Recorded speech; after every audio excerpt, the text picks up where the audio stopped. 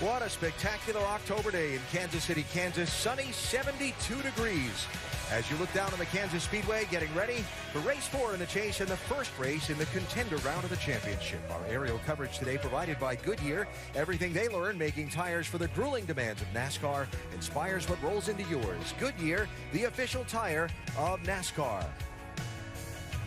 Kansas City, certainly a great sports town, and it has certainly been sports crazy this week. Hosting Monday Night Football last week, and the Chiefs picking up a huge win over the Patriots. And, of course, the Royals making the baseball playoffs, winning the wild card game, and now returning home tonight for the third game of their divisional series. We tie the racing and the baseball together right now, trackside. Here to help with today's command, please welcome Vice President and General Manager of Hollywood Casino at Kansas Speedway, Bob Sheldon. Well, our team at Hollywood Casino and I are just thrilled to be part of the Kansas City community, and it's been a fantastic week for Kansas City sports fans, so I felt it only normal to relinquish this great honor to a very special NASCAR fan from the Kansas City Royals, the manager, Ned Yost.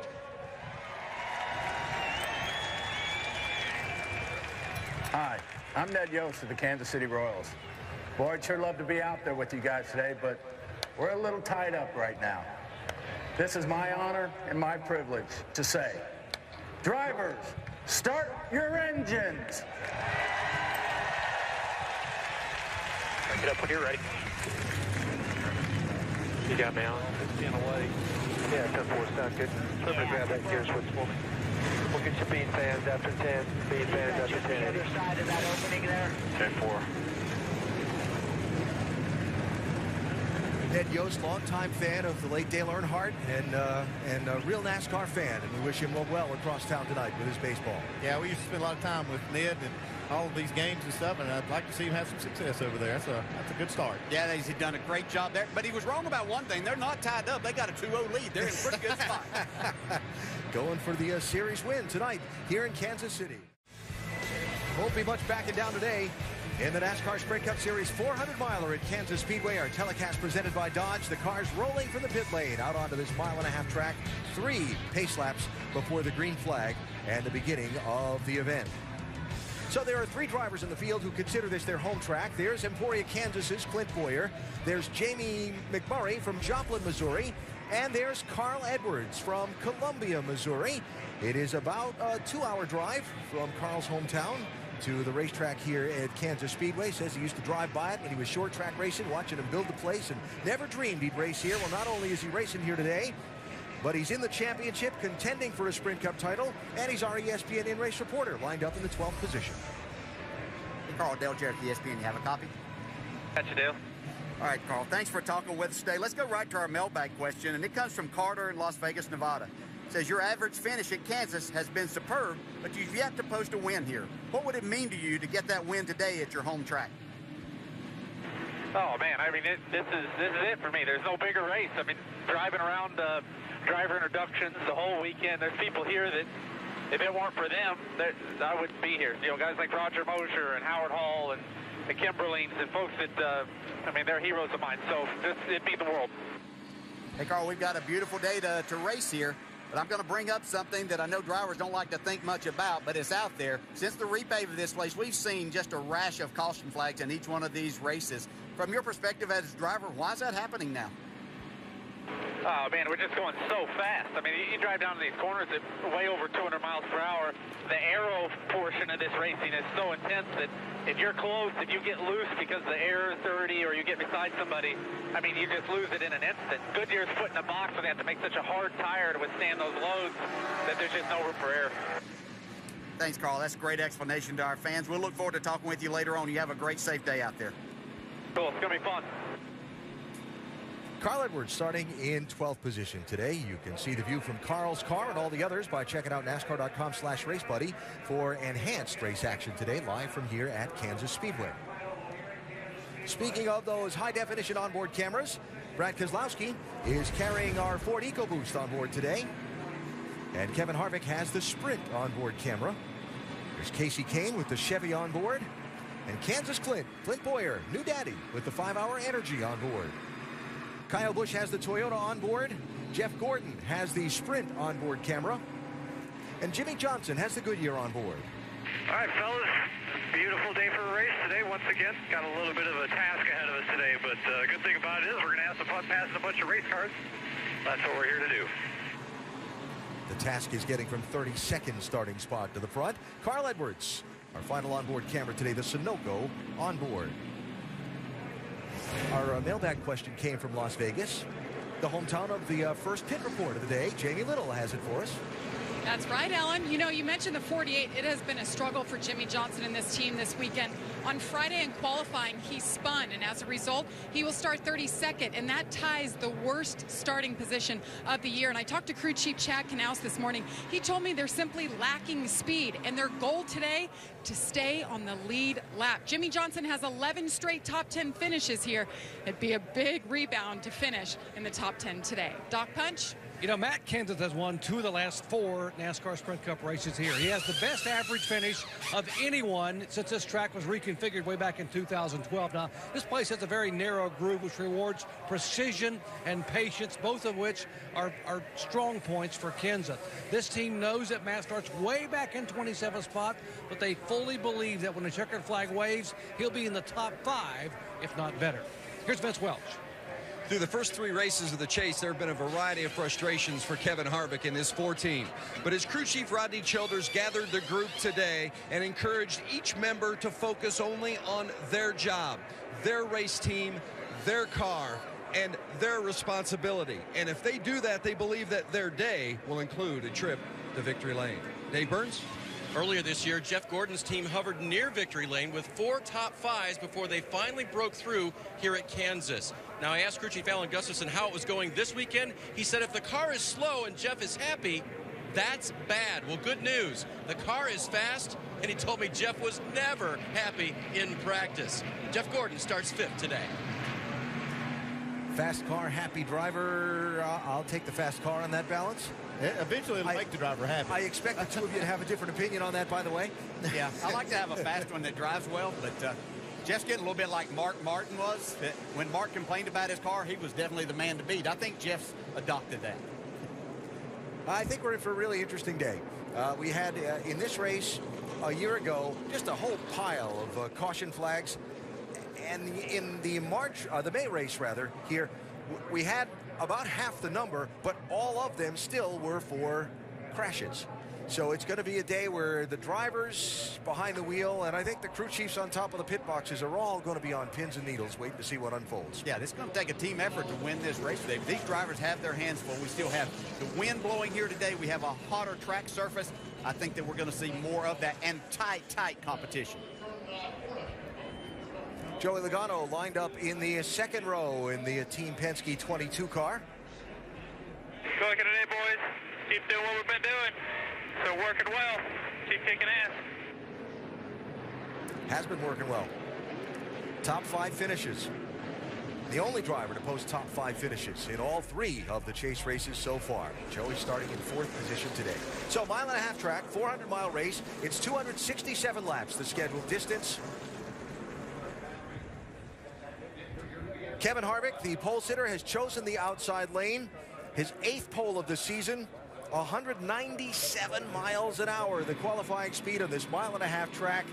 And everybody talking about the further back in traffic you are, the trickier the handling gets, especially when the cars are bunched up tightly for restarts. Certainly that applies for the initial start of the race, too. Pace car's off. Let's see how it turns out. Race 1 of the contender round.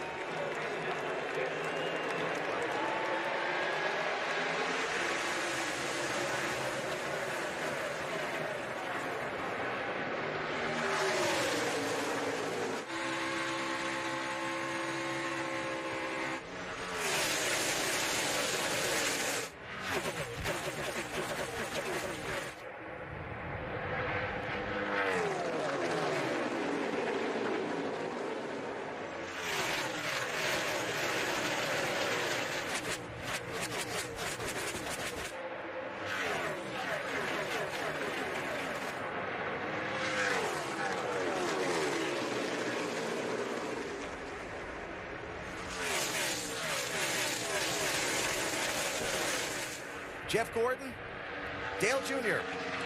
side by side for 6th place. And this racetrack over the weekend really hasn't widened out as much as these drivers were hoping it would through an ARCA race that was here and then the nationwide race yesterday. Yeah, but I think one thing, the reason for that is it's so cool the temperatures were. We've got the sun out. It's a lot warmer. I think we're going to see that groove spread out a little bit today, and it might make the track a little more forgiving. Yeah, the drivers that I talked with were anticipating and hoping that was going to be the case, that they'd get another groove to race in here. Got one way high in turn 2. We stay under green. Looked like it was J.J. Yaley in the 83. Got up and might have scuffed the wall. But again, no spin, no crash. We keep going. Quick mention, Kurt Busch had to go to the tail of the field, as did Alex Bowman. Both had to take out backup cars after incidents in practice yesterday. Here's Jimmie Johnson.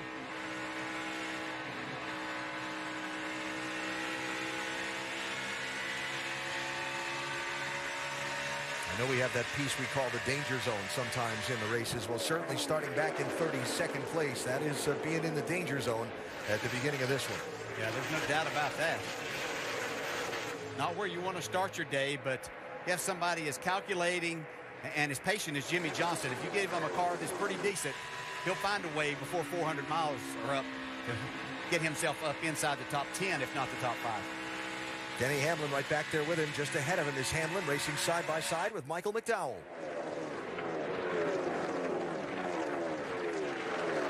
As much as anything from a driver's perspective, when you have a bad qualifying effort, and nothing against those other guys, but these aren't people that you normally are racing around. So you're not as familiar with their habits, things they may do, how they may approach the racetrack. See Jimmy going below the white line there. Now in a couple of weeks, we know at Talladega, that's forbidden. You can't do that. Here, no problems. Brad Keselowski, Jeff Gordon. Brad in 5th position in the 2 car. Jeff trying to take that spot from him in the 24.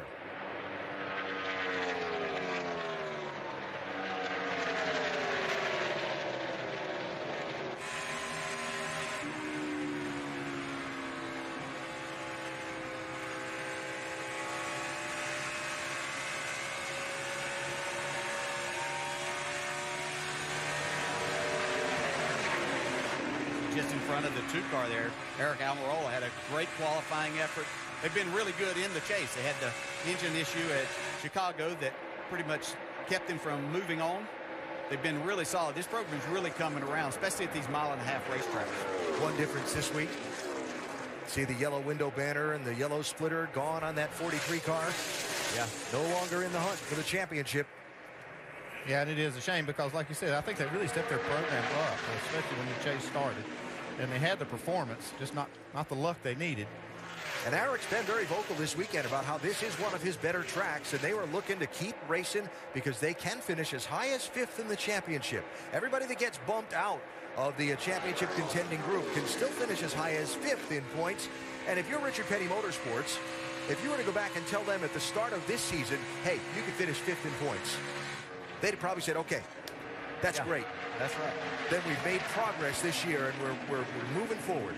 Here's the first driver I've seen kind of move up to that second lane. That's Dale Jr. in the 88. He'd fallen about 6 or 8 car lengths behind Jeff Gordon, but since he's moved up, he's found a lot of speed on the exit of the corner. Heard Dale Jr.'s interview with us during NASCAR Countdown. The confidence he had, felt like they had some real speed in this car this weekend.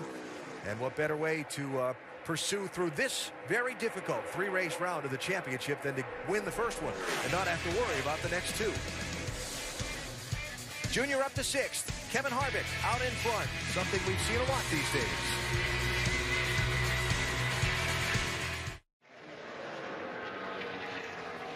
Just underway here at Kansas Speedway with today's NASCAR Sprint Cup Series race. More racing for you tonight at 8 Eastern on ESPN2. The final eliminations of the NHRA Nationals from Reading.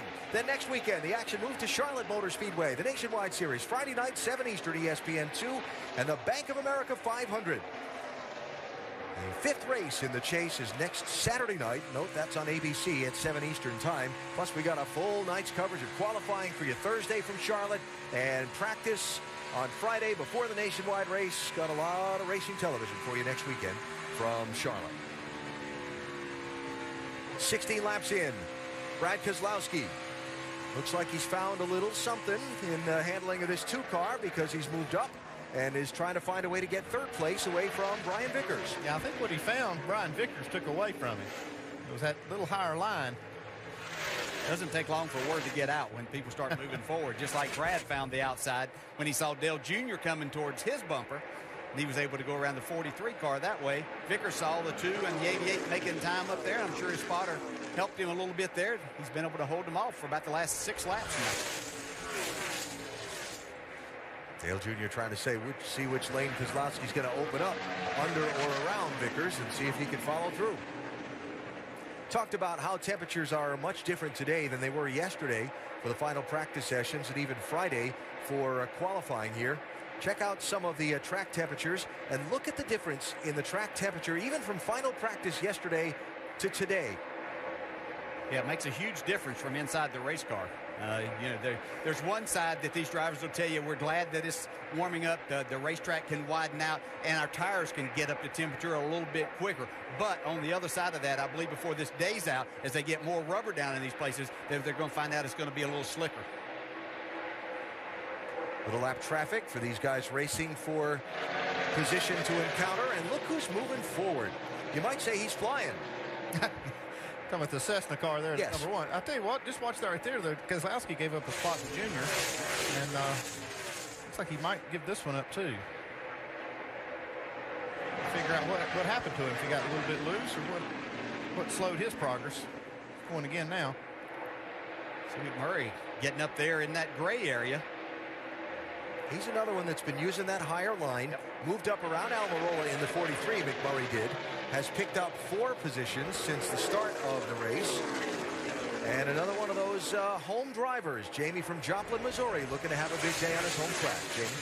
And he is moving forward. I talked to his crew chief, Keith Rodden, this morning, and he said last week, Jamie said we had a great car and we ended up being horrible. Well, this weekend he said we were horrible, so I'm hoping the opposite happens. And so far, Ellen, after 21 laps, the car has been good. Started 14th all the way up, battling for 5th. Yeah, that race last week was kind of confusing, too. We watched Jamie McMurray practice it over.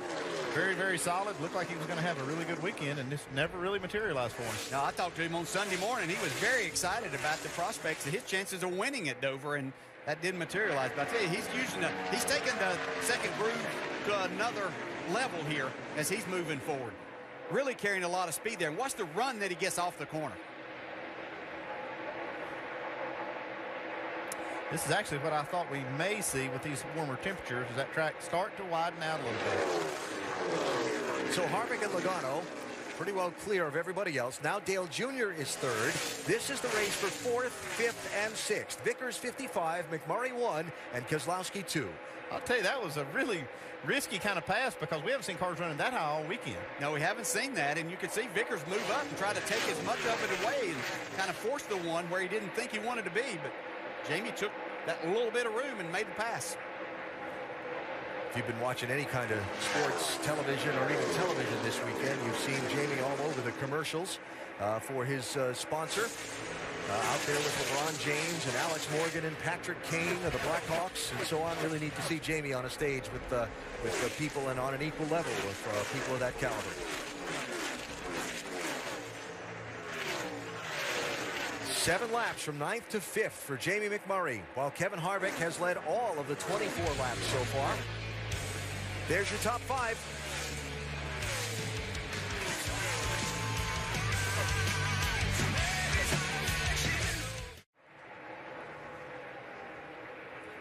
Couple laps shy of the 50-mile mark here at Kansas Speedway in today's 400-mile NASCAR Sprint Cup Series race. Our telecast presented by Dodge. Kevin Harvick, the race leader, led all the laps so far. He and Joey Logano have moved away from the rest of the pack by about a second, though the pack beginning to chase them down just a little bit. There goes Logano. There's Dale Jr., Jamie McMurray, and Brad Keselowski and the rest of the top 10 coming at you. So there's the gap. Harvick to Logano. Joey continuing to run second and try and figure out where he might gain some ground. Have anyone moved up? There's a few of them. The 1 is running in the middle of 3 and 4 as well as 1 and 2. Yep. Tab Boyd, the spotter, up on the roof, helping Logano navigate things today. Although that observation was given to the 22 driver, he still continues to hug that bottom line around the racetrack at Buffalo. He has tried it a few times, and I think it takes a little bit of a change in driver. You have to get a little bit of a rhythm there. But maybe his car doesn't feel as good to him, right? And going over to that, they'll have to make an adjustment to it for that to feel better. Now, Junior and Jamie McMurray beginning to reel in the top two. Yeah, but McMurray's been consistently one of the fastest cars on the racetrack, even faster than Harvick. You can see that outside lane pretty strong there. Kurt Busch is in. Yep, remember this is the backup car. They started at the tail end of the field after a practice crash on Saturday. Doc? Yeah, they had no practice whatsoever. They had to get this car out, as you said, AB, so they're really having to play catch-up right now, make major adjustments on the car. They knew this track would be free early on and tighten up later, but no need tearing up another race car. Come in early, make the adjustments, and be away. So that the problems for Kurt. Here's the race for second place. Well, this has to be encouraging to Dale Jr. fans, and I was one that was concerned about this race team having the speed and over the last probably couple of months to compete here in this level. Yeah, I was down in the garage this morning and talking to some of the crew chiefs about who they thought was the best cars in practice, what they'd seen. They said this 88 number came up quite a few times.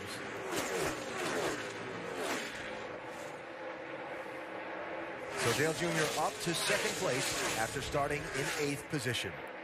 Speeding penalty for Kurt Busch on the pit stop. He'll be coming back for a pass-through penalty. Here's Jeff Gordon passing Brian Vickers for 6th place.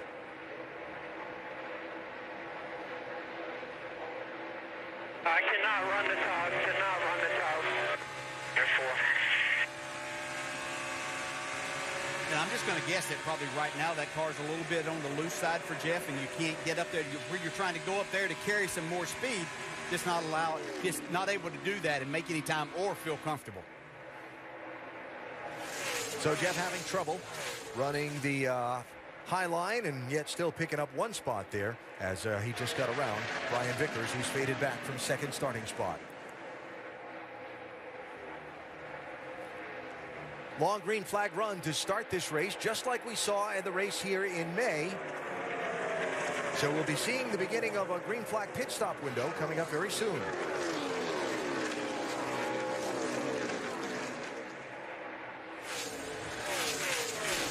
Gordon's going to get another one. Nope, not quite. Racing Brad Keselowski there for 5th position. Just over 50 miles in to the 400-miler today at Kansas.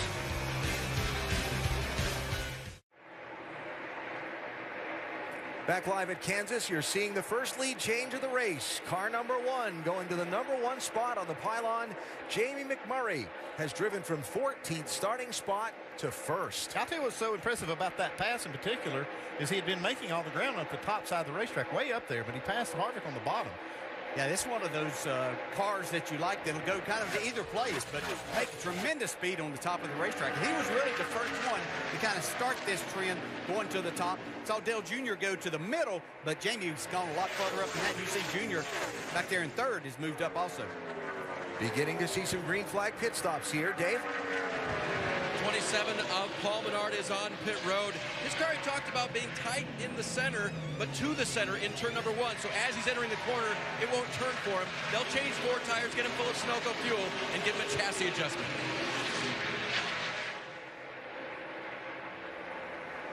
McMurray headed back out. Casey Mears, Michael Annett, Cole Witt also on and now off the pit lane. Here is Ryan Newman, whose trip onto pit road was a little adventurous. Yeah, this is really tight right here. Look like there might be a little problem, but everybody sorted it out. Doc? First stop of the day for Newman. They thought they were going to have a really good race car today, even though they didn't qualify nearly as well as they would like. Left side tires going on. Got to get it full of fuel. Get it completely full of fuel. Sunoco gas going in. He was away. Dale Earnhardt Jr. very confident, as is Steve Letarte. He can come here and win this race. Chassis adjustment. Junior said, I'm snug in the middle, loose off early in the run. Left side tires on. Vince.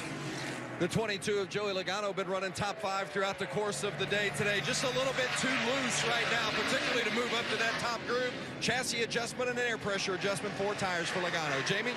It only took Jamie McMurray 43 laps to go from 14th to first. He said the car's a tick tight on the bottom, but really good up top. He wants him to free him up just a touch. Let's go to Vince.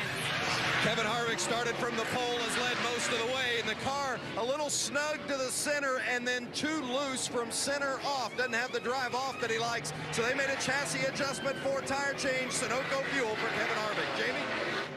Kyle Busch at the only track he doesn't have a top 5 at. He's saying he's just a little bit tight, aero tight and loose. He wanted an air pressure adjustment there. Let's go to Dave. Jeff Gordon led a lap. That's important. His gas man, Travis Gordon, is lifting a 95-pound can of fuel. Sunoco fuel going in.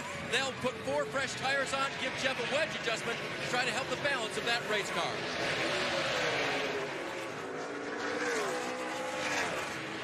And Jimmy Johnson, who started back in 32nd, working his way through traffic.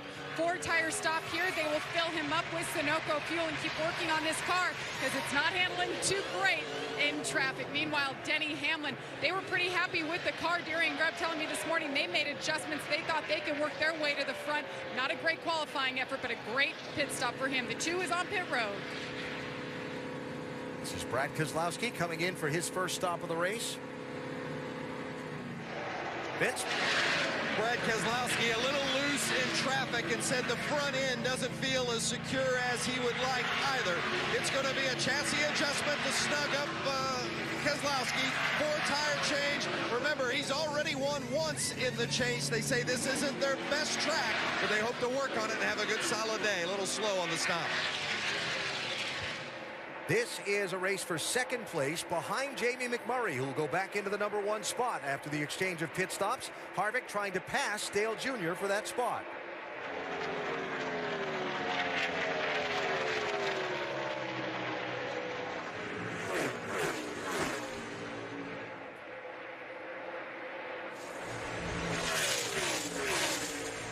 You see a couple of times I've seen the back of that 4-car step out.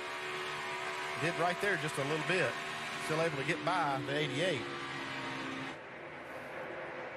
Pass-through penalty for Mike Wallace for speeding on his green flag stop has been served, so everything is run through the cycle of pit stops, and McMurray has come away with a 2+ second lead on Kevin Harvick, who's now in second. This is Keselowski in the 2 and Matt Kenseth.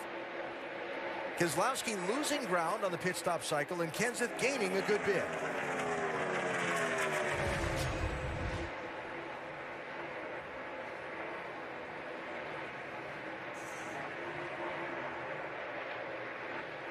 Got pinched in there. Yeah, got in a bad spot right there. You see all the momentum that he lost right then. Outside, outside, outside, outside, outside. Outside, outside. Clear high. Brad started the cycle of pit stops in 6th position. Now finds himself back in 12th. Yeah, they were a little slow on their stop. And then that's what he lost there. Also cost him quite a bit. Plus, he was one of the last ones to pit in the cycle. That guy's in the way. Get him off the track, man. He's about 5 seconds off.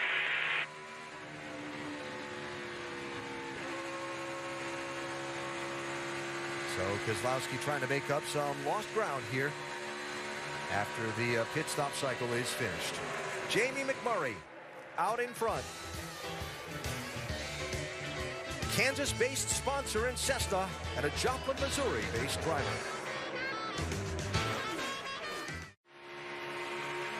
The Hollywood Casino 400 for the NASCAR Sprint Cup Series at Kansas Speedway in Kansas City, Kansas. We come back live with a reminder to check NASCAR.com/RaceBuddy for enhanced race coverage today from here at the track. So Jamie McMurray is the race leader. 12 drivers pursuing the championship in the first race of the 3-race contender round in the chase. Right side of the screen, that's where they run at the moment. You see most of them faring pretty well. Though Jimmy Johnson, Denny Hamlin struggling after difficult qualifying runs. Matt Kenseth made up a good bit of ground in that first run of the race and the first round of pit stops.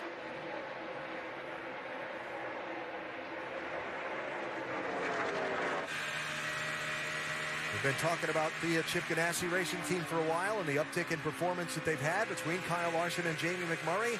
Now here's McMurray out in front of the race. and pursuing what would be his first win in a year. He won Talladega last fall, just a couple of weeks away. But it would be no surprise, and we've been using that theme for a little bit now, if one of those two cars won a race very soon. No surprise whatsoever. They put themselves in position, and you continue to do that, make your cars fast, then you're going to find yourself in victory lane before very long, Janie. It could be today. It could be today, but there also could be a problem looming for our race leader right now. Jamie McMurray, right after that pit stop, said, I have a weird sound in here like a tire is falling apart. Now, just a lap ago, he said, it's like a crush panel is loose. Something is vibrating in here. And remember, the race here in the spring, McMurray blew a right front tire, so they're extra sensitive, keeping an eye and an ear on the sounds in the car. Yeah, I talked to some people today about this. It seems like this tire especially has like a vibration or a noise. We heard some of it yesterday. People complained about it. This is the same tire they run at Michigan, and we heard some of those same complaints and comments from drivers at that race. I'm not sure what it is. It does give these drivers a little funny feeling. They hear something different, feel something a little different. But I'm not sure that it is a real problem. I'm not, it's just one of those things I think that it concerns you because it's different. When you're going 190 miles an hour into the corner, I would say it would give you concern, especially when your last trip here you had a problem. Yeah, but I think it's somehow related to this tire construction and the way that the speeds, obviously, that they're running. Clint Bowyer about to be overtaken by the race leader. Been a big week off the track for Clint Bowyer. He and his wife, Laura, having their first child. Baby son, Cash, born on Wednesday. Bowyer saying he was walking around the delivery room high-fiving people and so on, and not somehow surprising from Clint. And talking to everybody. Joey Logano trying to pass Dale Earnhardt Jr. for third place in and around some lap cars. The lap cars are making this very interesting because you've got some that are running on the bottom, a lot of them running right in the middle of the racetrack. See how that affects this racing throughout the day. I'm already surprised to see just how wide the racetrack is and how much room there is to race. We expected it to be a little bit narrow and fast, and we were expecting that to be causing problems, but I kind of like what we've seen, how the racetrack's developed. Logano ran second for almost the entire first run of the race, fell back before the pit stops and lost a little ground on the pit stops. Now trying to make it up, Vince. Well, they were too loose toward the end of that first run, and Todd Gordon, the crew chief, tightened him up with a track bar adjustment, and Joey says the car has responded quite nicely. Feels like they're much better and moving forward, so good news for those fans of the 22.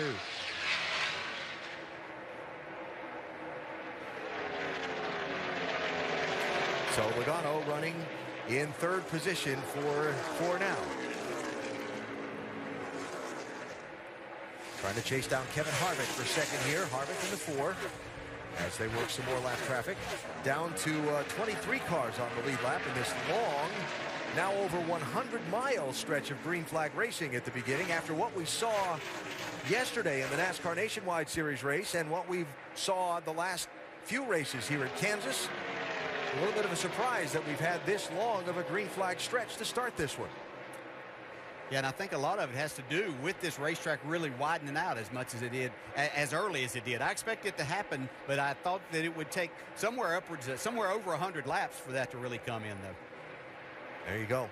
Averaged 11 cautions in the last 4 races since the repaving and reconfiguration here at Kansas. We're a quarter way through this one. Haven't seen the yellow flag yet. That first one comes, we'll see plenty more. I was going to say, that's not to say we won't catch up to that average later on.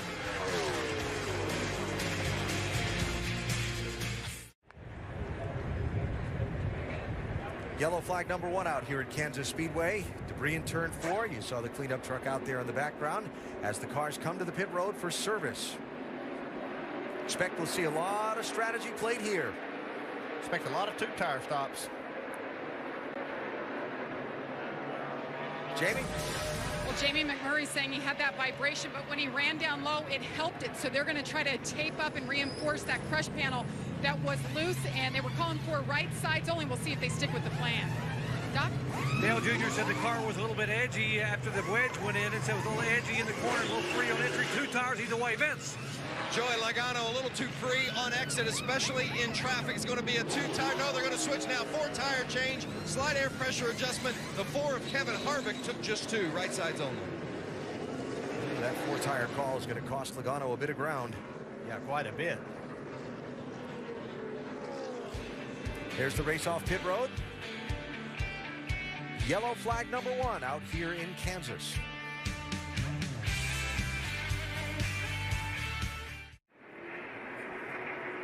Tomorrow, Russell Wilson and the Seahawks visit Kirk Cousins and the Redskins for Monday Night Football. Seattle and Washington at 8:15 Eastern on ESPN and on Watch ESPN also. No other night is Monday night. The Seahawks coming off their bye week, and the Redskins will have all they can handle. They will, but it's kind of, you got to be careful traveling from the West Coast, playing at night on the road. It's tough. So doubling up for the restart with Jamie McMurray, the race leader. Joey Logano losing 7 spots with the 4-tire call by crew chief Todd Gordon. Everyone in front of us do 2? Is that basically what happened here? Yes, first car off on 4. Had you right there at 24 laps. We could have done it, but there was a pretty big gap behind you. I didn't figure we were going to lose too many spots doing it. Playing it safe here. Let's get the explanation from Todd Gordon. Why 4 instead of 2 like most others? Came on pit road. There was a gap to a couple cars behind us. Figured at this point of the race, play a little conservative and aggressive in the same way. Give him 4 tires, let him fire up through. It might change the strategy going forward. P10 right now, starting outside. I'm not too scared about. Thanks, Todd. Alan? All right, Vince, you'll see Joey Logano there where he lines up now. Free pass to Clint Boyer. Justin Allgaier, Landon Castle took wave arounds to get back on the lead lap. 25 cars on the same circuit with the leader.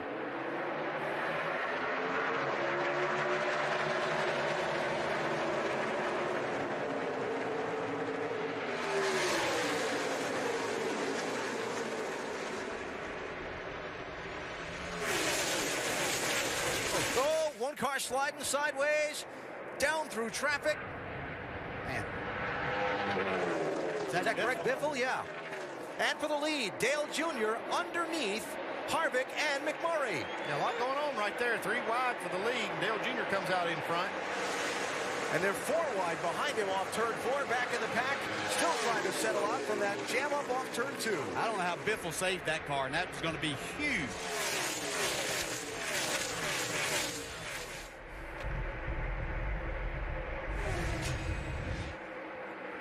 He's up on the top side there. Wow. Completely side. Look at this.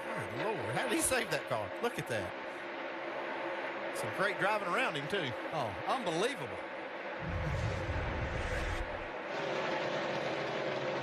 Biffle went from 6th there on the restart all the way back to 18th, but he does have a car that he continued to work with. We just mentioning during the commercial there to each other that how well he'd run here today. Yep.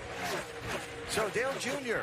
takes advantage and is out in front now as the leader. Harvick 2nd, McMurray 3rd, Gordon 4th, and Martin Truex Jr. racing for 5th with Casey Kane. Another solid drive for the 78 team.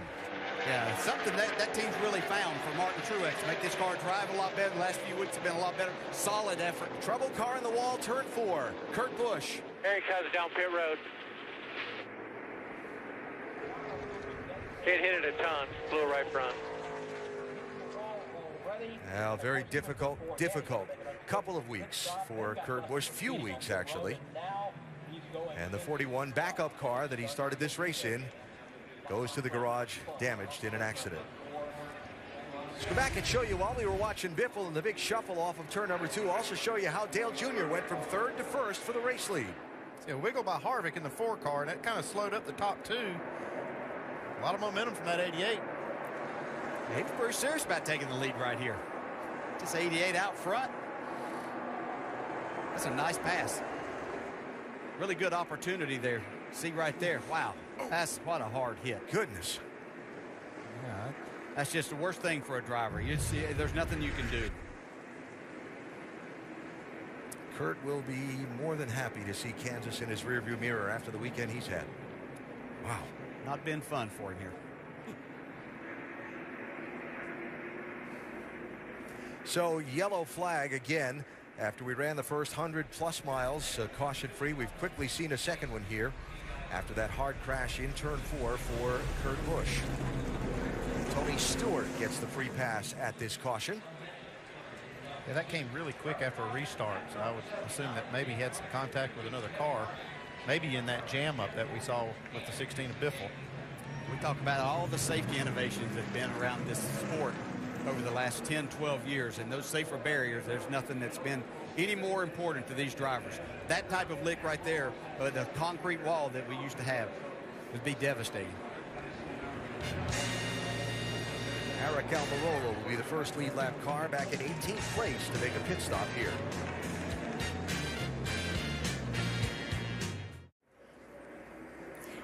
The busy weekend of racing continues tonight. The finals in the NHRA Nationals from Reading, Pennsylvania, 8 p.m. Eastern on ESPN2. And then next weekend, we head to the home of NASCAR for some people. It's the NASCAR Nationwide Series at Charlotte, Friday night, 7 o'clock Eastern on ESPN2.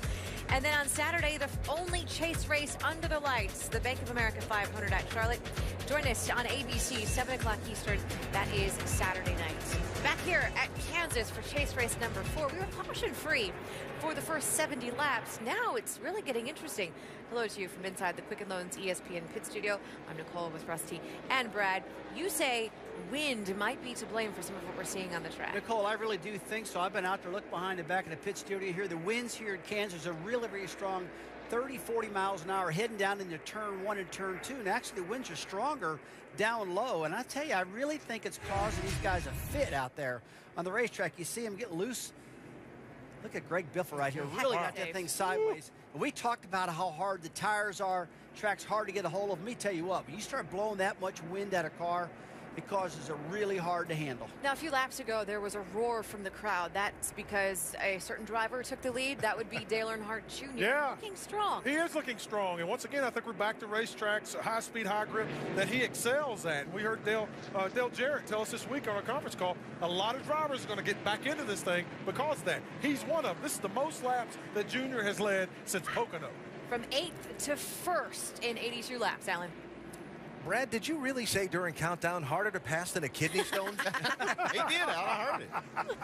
That's Ryan Newman. Just checking. No, I just checking. That's the kind of wisdom we bring down here. A lot of fun.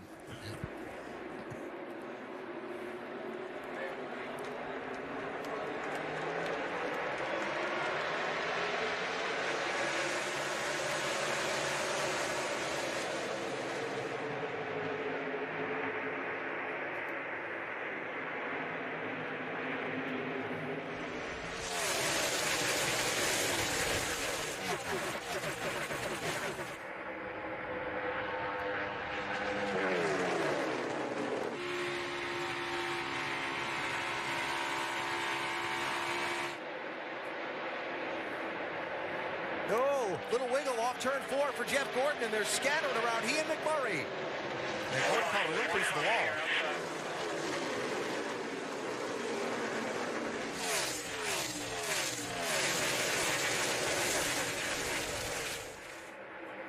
Oh, trouble. Jimmy Johnson, I believe. Around headed for the inside wall. 16 took the stop. Greg Biffle around also. And trouble further down the backstretch. 2 other cars involved in a collision. It looks like, Jimmy. Justin Allgaier and Josh Wise at the entrance to turn 3.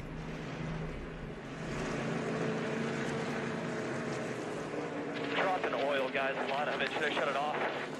Yeah, if you're losing a lot of oil, just shut it off.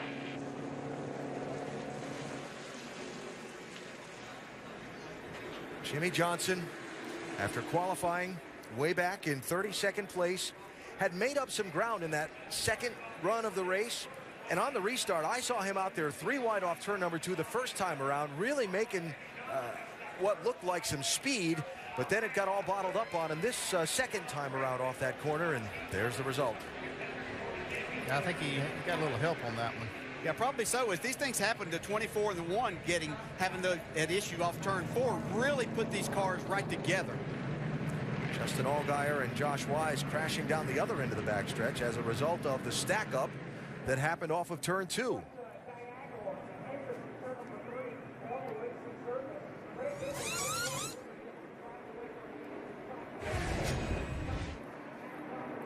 See Jimmy in the outside lane. I think, he got tagged by Biffle. And if Biffle was chasing his car up the racetrack, he definitely hit the left rear corner in the 48. Yeah, and that sent Jimmy into the 51 of Justin Allgaier.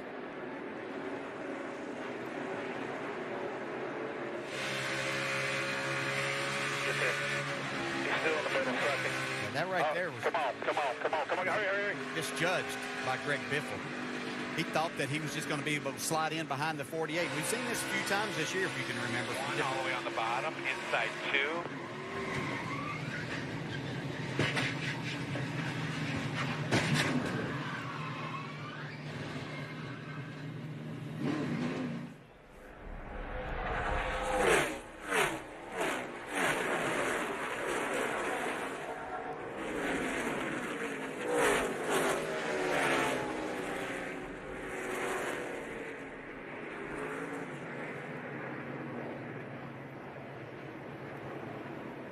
And just the Allgaier, Josh Wise thing, they're crashing off of turn number 2, and it was turn 3 before his car came to rest, and they still weren't done.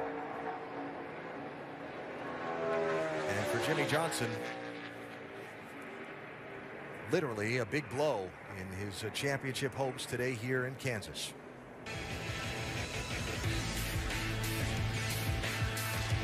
Caution flag out.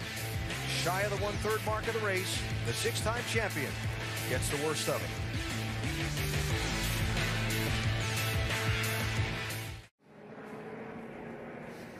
Back live at the Kansas Speedway, working caution for the 3rd time in today's 400-miler. Our NASCAR Sprint Cup Series telecast presented today by Dodge.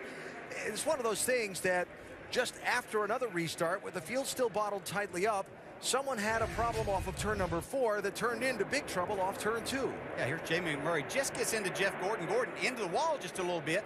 But as they try to regain their momentum, you can see others taking evasive action, but it bottles everybody up behind them. Yeah, this carried on through 1 and 2, and then the stack-up really kind of continued. The right side of your screen, then you get Carl Edwards and Jimmie Johnson and so on right behind those other guys, and this results. And I don't think that it didn't really look like, we watched it a few times, it doesn't look like Jimmie Johnson had to get out of the throttle any. It looked like it was just a misjudgment by Biffle on the speed that the 48 was carrying, and that he could slide right there, just caught the left rear of Jimmie Johnson. And then Justin Allgaier set for a wild ride, and Josh Wise collected in the slowdown. Downstairs to Dave. With Jimmie Johnson, who walked out. Big hit to you. Are you okay? Yeah, I'm fine. Obviously, a big hit in championship points. So we'll try to get the car back on the track, run some laps, get a few points if we can, and then just put some premium on next weekend and the weekend after. Yeah, describe a little further what this does now going forward in the contender round, Jimmy. Well, it just means we've got to be on our game at Charlotte and Talladega, and you know, there's still a lot of racing left. Other stuff can happen, so we'll kind of see how the other chasers fare.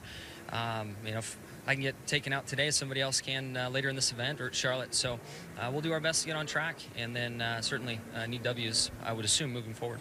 All right, the car did go by here. It's a mess, but as Jimmy said, they'll try to get it back out there.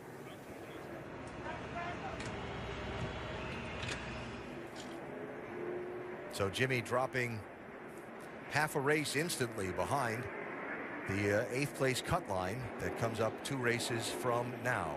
Yeah, the good news for Jimmy is he's going to Charlotte next week where he has 7 wins. And that's got to be encouraging. And Talladega, I mean, this might be the first driver actually looking forward to Talladega out of the 12-car chase field. So loaded up for another restart. Dale Jr. leads from the outside lane.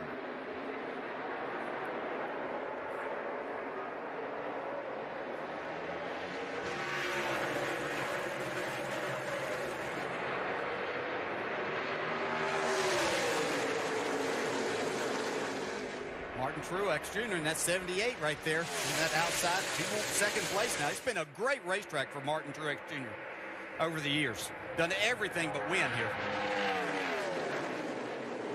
Harvick not going to give it up so easily.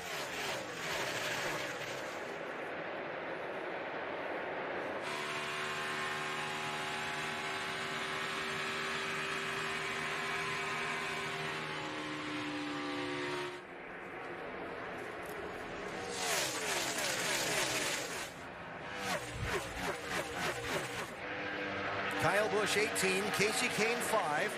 That's 5th and 6th place. Denny Hamlin beginning to creep into the picture toward the front. He and Brad Keselowski right behind. And there's Kyle Larson in the 42, steadily moving forward again. Yeah, Denny Hamlin's done a nice job today. He started way back after a bad qualifying run. Got a fast car, though.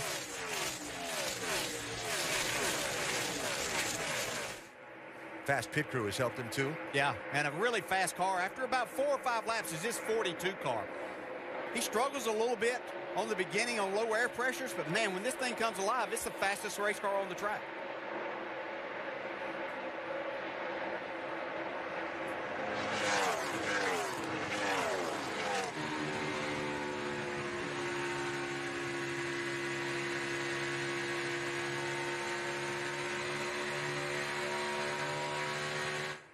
So the running order behind the first couple really jumbled up by the Jeff Gordon, Jamie McMurray tangle and slide back into the field. Some people successfully maneuvering through it. Here is Joey Logano trying to successfully maneuver Martin Truex for 3rd and 4th places. Remember, this 22 has 4 tires versus most of these other guys, especially the ones that he's racing there in front of him. They just took 2 a couple of cautions ago. And Logano had that stuff with Jimmy Johnson and so on happening all around him off turn 2 when that all started to mix up. So Logano to 3rd, Truex back to 4th. A lot of action in this middle stage of the race. And as we get a little bit later on in the afternoon, remind you to stay tuned for our NASCAR nonstop coverage in the second half of today's race, presented today by Sunoco.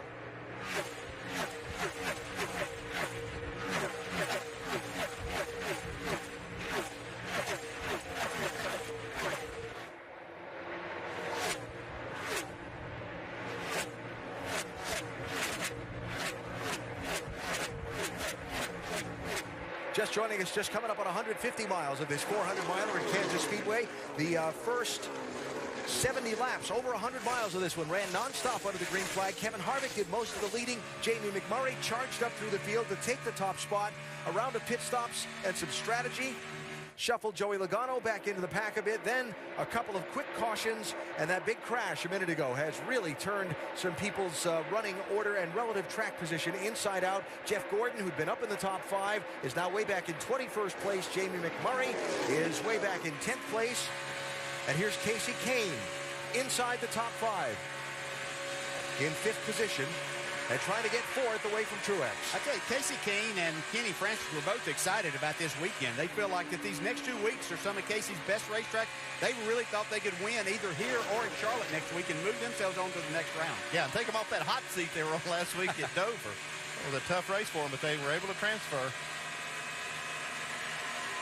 Kasey said, if we get through the first round, he said, 2 of my best tracks are Kansas and Charlotte.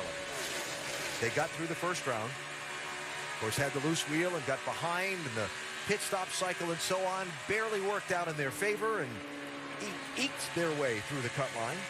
Yeah, I talked to Kenny Francis a little bit about that. He said, you know, once we got that far down, it kind of relieved any pressure. He said, I told Casey, hey, just go do what you can do. You know, all we can do is just get the best finish we can and see where that puts us. Yeah, go pass them all. And that's kind of what he did. He just went out there and started passing cars. Speaking of passing cars, Kyle Larson coming in a hurry. Larson around Truex up to 5th position. Larson started this race back in 18th place. Headlines of the moment. 6-time champ Jimmy Johnson. His car being rebuilt after a crash a little while ago that sent him to the garage. And the race leader, Dale Earnhardt Jr., in command at Kansas at the moment.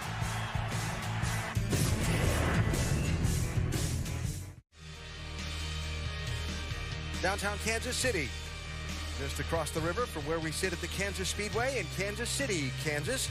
Today's NASCAR Sprint Cup Series race telecast presented by Dodge, and our aerial coverage provided by Goodyear. Everything they learned making tires for the grueling demands of NASCAR inspires what rolls into yours. Goodyear, the official tire of NASCAR. Can't ask for a nicer day for a race or a baseball game. We got them both here.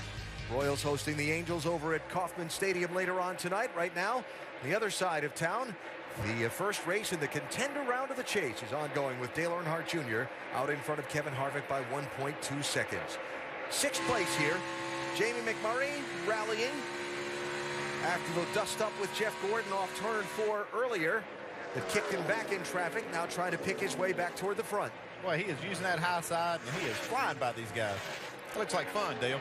Oh, it's a blast as a driver. You know, it's always fun to get down around the white line and make a car work there. But there's nothing better than getting up there right next to the wall. You can get in the gas so early and go so hard, and you can literally feel the speed from there a little bit better.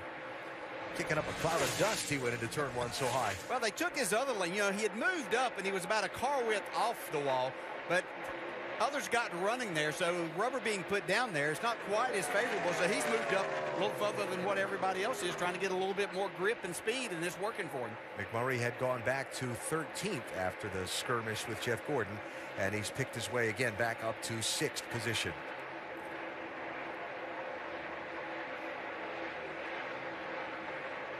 So looking at the race so far here in Kansas, that long green run over 100 miles to start the day, then the 3 quick cautions since, and the headline on this one, Jimmie Johnson in the hard crash with his car back in the garage area being rebuilt. Lap leaders today, Kevin Harvick's led the most. Dale Earnhardt Jr. and Jamie McMurray not far behind him in the total tally. Brad Keselowski and Jeff Gordon have also been out in front. Those are the 5 drivers that have traded the lead 12 times in this one. 25 cars still on the lead lap. And there's the race for second. Kevin Harvick, Joey Logano. Yeah, we might be getting to the point here, these 4 tires that Logano has on his car versus the other guys might be really paying off for him as they run towards the green flag pit stop or the next pit stop. Probably an advantage for him.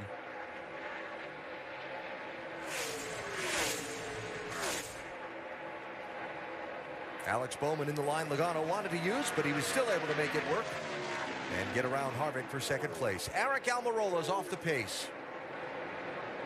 Go ahead and try and fire it back up. Yeah. Seems like the motor blew up. Something. All my pressures were good. I still had oil pressure. I still had fuel pressure. And they had such high hopes today. All right, just put 4 tires on here, Dad. See, they started in 3rd position. Yeah, you can do all the things, make your cars better, but you got to have a little racing luck to go on top of that. Made it back around to pit road. We stay under the green flag.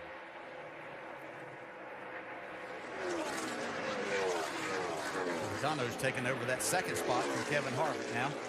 Set his sights on Dale Jr. in the 88, who is really, really impressive today to watch this 88 team come out here. Haven't performed at the level that they started the season off, but they're doing a great job. But this driver and team right here have performed every weekend now. Yeah, they kind of woke up at the right time, too. We start this round. If they could happen to get a win, take a lot of pressure off this team to go to the next round. Joey Logano, top 5s in each of the first 3 races in the chase. About the only car I could tell you I thought performed better in those 3 races would have been Kevin Harvick, who did so much leading and so on, but Logano got better results than Harvick did out of most of them. He's got a little damage, and I think that came from that restart where Greg Biffle got really sideways. Logano lifted off the throttle, and I saw him get sideways, but I believe he got tapped in the left rear just a little bit. How's the car, though? Looks pretty good, Vince. Yeah, they're really happy with it. And, you know, it's interesting. You guys were talking about Jamie McMurray and how high McMurray was running. Logano and his spotter, Tab Boyd, during that last yellow were talking about it. And Tab was telling Joey where McMurray was running and how he was making time and suggesting that Joey get up there and give it a shot. Since he has moved up to that line, as suggested, he's found a little extra speed and picked up a couple of spots, too. Jamie? And meanwhile, back in the garage, Jimmie Johnson continues to look on as about 20 different team members go to work on the front clip and rear clip of this car. Jimmy even picked up a hammer himself. They have crew guys underneath the car, extensive damage. But like Jimmy said, he wants to get back out and salvage at least a couple points. Remember, this is the first race in the contender round. These teams all have disaster plans. They all have equipment here, parts and pieces, pre-measured, preset. They're all ready to rebuild any part of the car that they can. And it's kind of like organized chaos. There are specific crew members assigned to front end and back end and so on. But then you get in there and the crew chief or the leader has to direct them through the effort of what needs to be repaired, and they have to make sure they get it right, because the car's got to be, number one, safe when they go back out onto the racetrack, but number two, it's got to meet a minimum speed, and you got to get it right away. Yeah, it's definitely a team effort. I've always, in these situations, that's the main thing. My focus is, when we go back on the track, I want this car to be solid. I don't want to bring out another caution. It looks bad on you if you kind of halfway fix a car and take it back out there and things fall off of it. And the other thing is you want to make it fast enough to keep up. 8th place changing hands. Kyle Busch around Martin Truex Jr. Heard Kyle say a number of times this weekend, if they could come out of here with a top 10, they would consider that an excellent day here at Kansas, a place that just has not been kind to Kyle Busch in these Sprint Cup cars. But it being very solid, being very patient. And I said yesterday during the Nationwide race, he was very patient. Took him a long time to get to the front of that. Eventually did win that race. But I thought that if he used that same strategy, he could have a solid day here. Yeah, how hard is it, though, to adjust your expectations from a guy like Kyle Busch, who's, you know, he expects to win. When he goes to these races, he doesn't expect to try to run the top 10. But he knows that that's what he needs here. How hard is that to adjust to? You know, it is that, and it is difficult for a winning driver like this. But you have to put your sight and put things in perspective as to what's going to be the best for this race team to move forward. And these 3 race groups that we see now to where they have to move forward, he knows that if he can finish in the top 10 here, then that's going to give him his best shot going on to Charlotte and then to Talladega for that 3rd race. Not saw it on the wheel too much. I think there's probably more to this car right now, but let's save that for later. You know, there's plenty of time to make that happen and show what we really have. This may be a solid top 5 car before this day is over. Not even halfway through today's race here in Kansas. So Kyle Busch running solidly in 8th position. He is 12 seconds behind leader Dale Earnhardt Jr.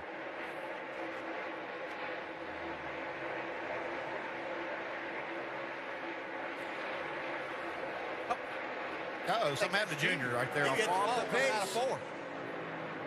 He hit it hard. Right side all beaten up on the 88 car. Look and see if that right front tire's down. Shoot, it just took a right turn right off the corner. Lose the tire, bud. I walked on you. Lose the tire, bud. And we're taking to the garage. That hit hard. No reason to stop here. Hard hit. Wow. You can drive it. Take it to the garage. If not, we'll get a tow. Yeah, I can get it to the garage. I think it kind of knocked the wind out of him there for a minute. It'll do that. You can't have much worse luck than to be leading the race. No. And have this happen. Oh, see it go right there. You could just see the cowl flap, the hood flap from the explosion of the tire. Popped up. This was a lap before. Was there some contact here? Yeah, possibly. Yeah, but the tire he lost was the right front, so that... Oh, yeah. Looking on this, see if he had any contact with the other car now.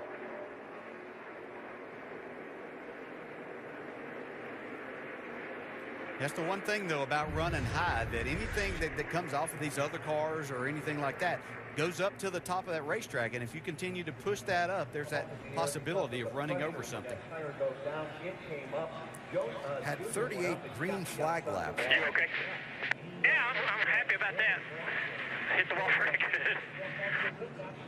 Yeah, that's a hard hit. I mean, you're wide open then. Well, we talked about, you know, running up to the wall. It kind of lessens that blow, but that's still hard impact. So Joey Logano becomes the new leader of the race. And the story of the day certainly takes an unexpected twist. What's that? But 4 tires for pretty much everybody here. Dave? The Casey Kane crew and the Kyle Larson crew agree with you, DJ. Kane's car right now a little bit loose. They'll make a wedge adjustment for that. As for Kyle Larson, just a little tight late exit. 4 tires, no changes. Vince? For the 22 of Joey Logano, a little too free in traffic. Look for a 4-tire change and a track bar adjustment. Down bottom right of your screen, Kevin Harvick, just too loose to run the top. 4-tire change for Harvick. They're going to make an air pressure adjustment, also 3/4 round out of the right rear for the 4 of Kevin Harvick. So here comes the race off pit road. Not much of one. It's Joey Logano, the first one off.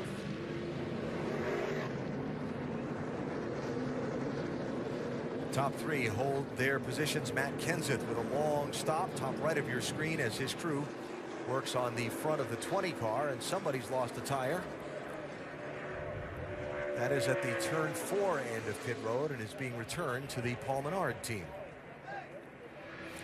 In the May race here, Hendrick Motorsports had 3 of the top 5 finishers. Today, 2 of their 4 cars are back in the garage after hard crashes.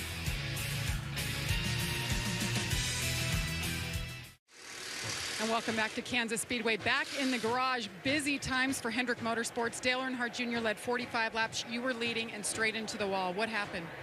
Going into turn 3, the surface of the tire unwound all the way across the surface. And I don't know, just the whole surface of the tire unwound like a string and just came off the car, and it popped off the corner. I felt it coming apart through the corner, and the surface of the tire is gone. The whole cap came off. Must have been a recap. But I got to hand it to the guys, man. That was a great race car. We hadn't been running very good the last several weeks, and, man, we came in here with a great attitude and a great fast car. This is a car we won Pocono with both times. It's a good car. Hopefully we didn't hurt it too bad, and we'll just try to go to the next one. This is going to hurt us in the points, obviously, but we got a lot of racing left, a lot of races to win. We're running good. All right, he's still optimistic. They were happy about the way they ran, and now they have 2 more races to try to get it done and move on. Alan? All right, Jamie, here we go for a restart. Joey Logano and Kevin Harvick on the front row.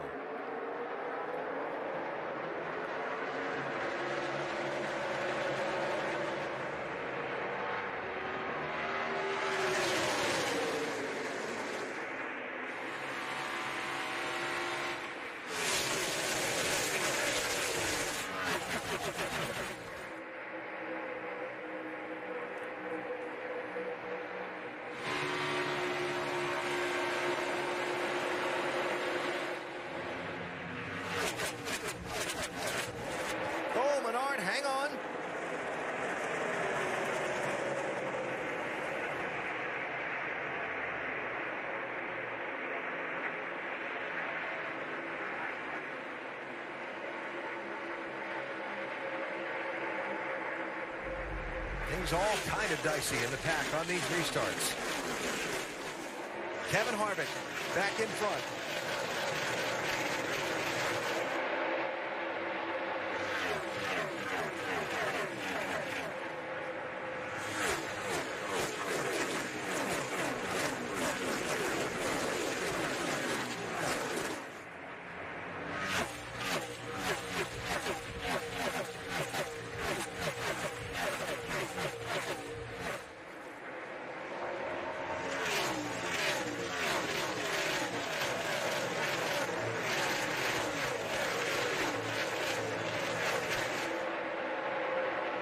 So it's Harvick, Logano, Larson, McMurray, Kane, the top 5. Then Keselowski, Truex Jr., Newman, Austin Dillon up into the top 10, and Denny Hamlin rounding out the top 10. It's really been a solid day. You talked about Austin Dillon there in the 3 car up into the top 10. I've watched him progress throughout the day. Seems like they're getting that car just a little bit better each time for him. A couple cars to clean up from pit stops. Kyle Busch speeding on pit road. Came in 8th, had to go back to 22nd for the restart, trying to make up lost ground. Matt Kenseth a couple of times on pit road with his 20 car and some damage. Doc can update us on why. Yeah, back about lap 80 or so on the restart, he got into the back of the 22 of Logano, damaged the right front, had a crack above the headlight, which became a hole, and the car would not handle. It was up off the racetrack. They came in, made 2 pit stops to put some tape on the nose of the 20. Much, much better now than it was about 15 laps ago. Alan? All right, Doc, so Kyle Busch 19th, Matt Kenseth 20th, and behind them in 21st is Jeff Gordon. That loose tire from pit road was rolled back toward the pit box of Paul Menard's team, but it belonged to Jeff Gordon's team, pitting 1 spot in front of them, and Jeff had to go all the way back to the end of the line for the restart. Watch the back end of this 24 car here. These tires have to be on the inside half of the pit box. Looked like that crew member for the 27 could have helped out a little bit, but he didn't. And then when the tire carrier for the 24 goes to retrieve it, they're pulling his air hose back in. Watch him trip over the air hose. Oh my, yeah, he went straight down. And the tire kept rolling. That's just not our day, is it? It ain't over yet. just keep fighting to the end. That's what's challenging us. We got to meet the challenge here.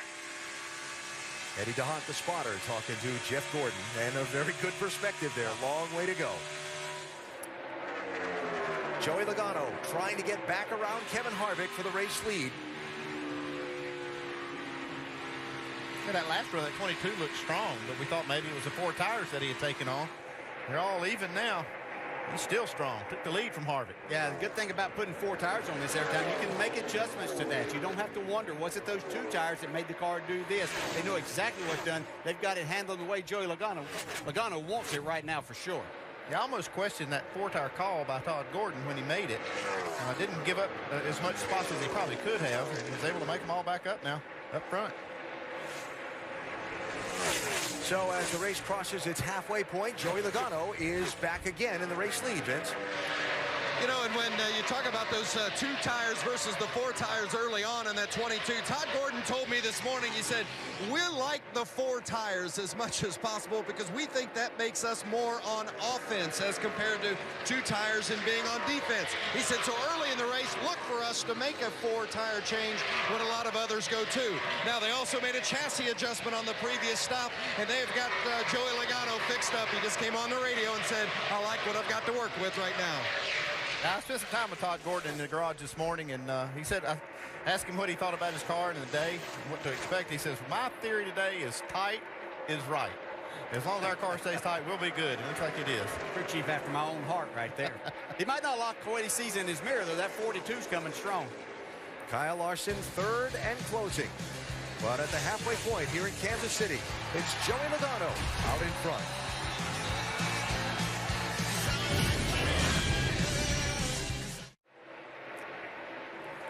Back live at Kansas, Joey Logano continues to lead today's NASCAR Sprint Cup Series race. Telecast presented by Dodge. There's your new 2nd place runner.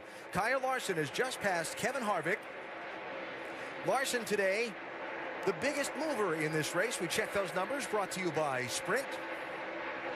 Kyle started back in 18th place, and he's up to 2nd right now. Stay connected to the chase for the NASCAR Sprint Cup with the Sprint Family Share Pack. 20 gigabytes of high-speed data to share, plus unlimited talk and text for $100 a month. Learn more at sprint.com/datashare. More on Kyle Larson from Dave. Alan, he was also a big mover after a lap 72 pit stop where he stalled the car leaving. The team had to push it out, and he lost 7 spots. But ever since then, he's been going forward. And Chris Heroy, the crew chief, told me this morning, we've heard from the ghost of Christmas past this morning. He said, I know you heard Titus right earlier. Ghost of Christmas past here. They said we were so loose in the May race, we were going to make him tight no matter what. And so far, the car's been very, very good for Larson. I'm waiting for somebody to make the Ebenezer Scrooge reference. Come on. He might find Christmas in October here this afternoon with that first Cup victory. Sure been a lot of fun to watch. Yeah, he really is. Yeah, very talented. Fun to watch, make his way through traffic and search around on the racetrack for fastest way around there for his car. Boy, the team was real loose this morning. I was just walked by while they were going through tech. I said, is today the day, guys? And they were all grinning. I said, yep, think it might be. So that's good. Loose team and a tight car. That makes for a good combination. That's better. 24-year-old Joey Logano leading. 22-year-old Kyle Larson second. Youth is served at this point of the race in Kansas today. Not being served well are circumstances around Denny Hamlin inside that 11 car, Jamie. Well, the day was looking up for Denny Hamlin. He gained 13 positions, but this was on his radio just about 2 minutes ago. Just caught on fire underneath the dash. Turn all your other switches off there. Turn all your fans and stuff off. Did it go out, man? Still smoking. Looks like the smoke's gone away. And most recently saying, okay, there may not be a fire now, but there's still smoke and I can smell it. They're telling him check all of your gauges one at a time, and he's going to stay out there until everything goes kaput. I'm just going to guess, not having driven one of these race cars before, that if you see sparks or something under the dash, it's not a very comfortable thing. Rather unsettling as a driver, yes. Yeah, not good. Pick that out. You know, you really can't see up under there, so you have to think it's some electrical situation that they got, Andy. Yeah, and they got, you know, it's distracting, obviously, for the driver to have to go through all that, but you wonder, you know, how is it going to fare the rest of the way? Denny running in 12th position at the moment. Remember, started back in 25th. And still got that yellow banner across the windshield as one of the 12 trying to make it into the round of 8. This contender round in the chase for the NASCAR Sprint Cup. Long way to go. 117 laps remaining here at Kansas City today. Joey Logano, the race leader, and we go NASCAR nonstop today, presented by Sunoco.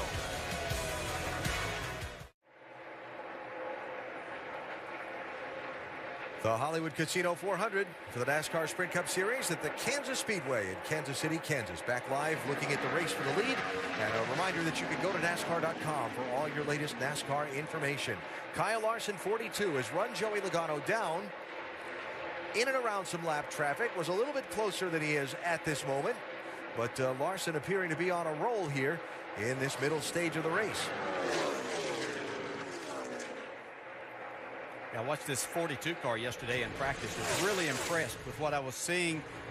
He had good speed in the car. It held on for a long time with good speed. He actually would at times get up over the 27 or 29 second bracket and then come back and run a faster lap than that, 10, 12 laps into a run. So it's really paying off for him here. The pace has slowed down from yesterday's practice, but it's still kind of relevant as to what he's doing and able to continue that speed. Saw Reed Sorensen in the 36 kind of slide up off turn 2 between those front two, but everybody had enough room to make it work. Jimmie Johnson, you saw come back out of the garage. He was 68 laps down to the race leader in 40th place. Just spent another couple of laps on pit road and now has to come back for a pass-through penalty on the pit lane now. So then a little bit slow reestablishing things for the 48 car to get back in the race. Thought I heard him call for pass-through penalty a second ago. Yeah, he just pulled back out on the racetrack. I don't know if he was maybe going a little fast when he returned to the pit road or not, but not much consequence to that penalty. So what's this like? Your car's been wrecked. You have to get back in it. They've spent a while rebuilding it. Now you're back out on the racetrack. Horrible. Up, Brad Keselowski into the wash. We blew a right fronters up, guys. Another one. Blew right front. Coming to you right now. Right here, right now. Toe is not good, but not awful. He was running in 5th place.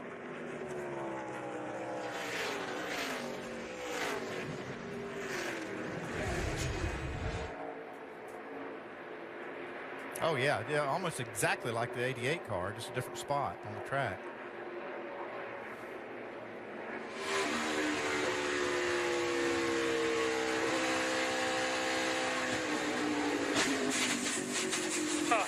Outside. Come on. Hold on. Nope. Look. Caution. That looks like a mess, Vince. Certainly is. You know, the interesting thing, guys, right before that right front win, he had radioed into his crew chief, Paul Wolfe, and said, my exit is perfect. He said, I feel like my entry's gotten a little worse, but the exit is perfect. So I don't think they got any indication at all that they had a problem before that right front win. Obviously, some pretty significant damage on the right side of the car. Need a second jack to try and get the car up onto the jack to change the right side tires. Here come the leaders, Dave. Kyle Larson and Kasey Kahne on pit road. Larson's crew has talked about a 4-tire change and just a little bit of a change for a low grip situation. He's both tight and loose. You see Kahne only took 2 tires. Vince? Well, the 22 of Joey Logano says it just takes off a little bit too tight, and then it's too free in and off. So they're going to make a chassis adjustment and a 4-tire change for Logano. Also a 4-tire change for the 4-car of Kevin Harvick. Track bar is going to go up, and Sunoco fuel in there as well. A little bit too free in the high groove for Harvick's liking. Interesting call there by Kenny Francis. Right sides only for Kasey Kahne. And the yellow flag waving for the 5th time today here in Kansas.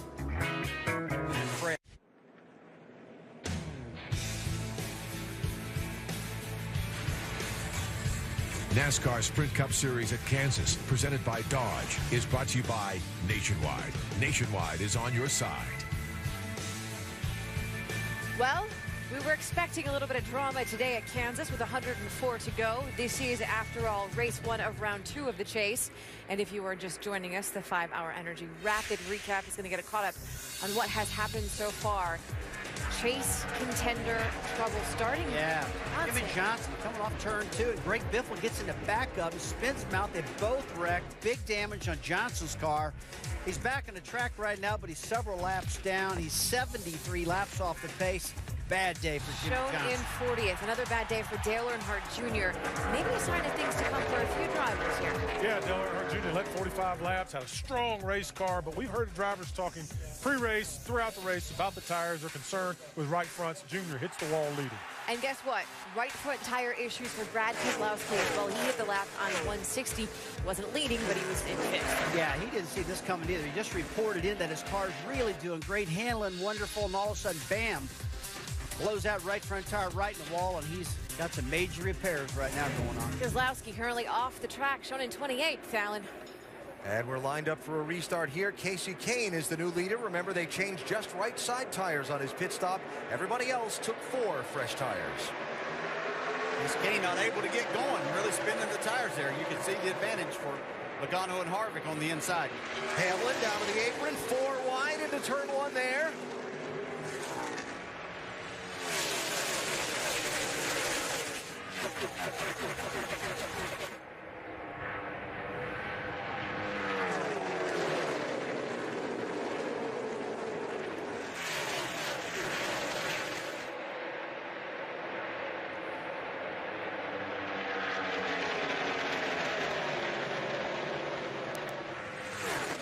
Larson got pinned behind that 5-car Casey Kane on that bad start. Now he's trying to find a little running room on the outside. Gets by Kane. Kane trying to get it going, but he's being passed on both sides. Larson around the top, Ryan Newman around the bottom, and now Joey Logano back in the race lead with Kevin Harvick pursuing him.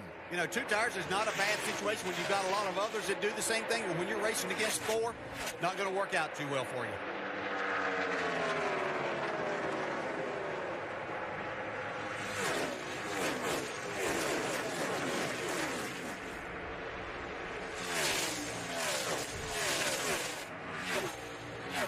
Kevin's got to run.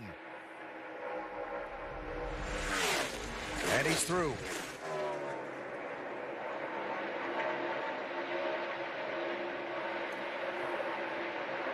So Harvick first, Logano second, Truex third, Larson 4th, side by side for 5th, Newman and Kane.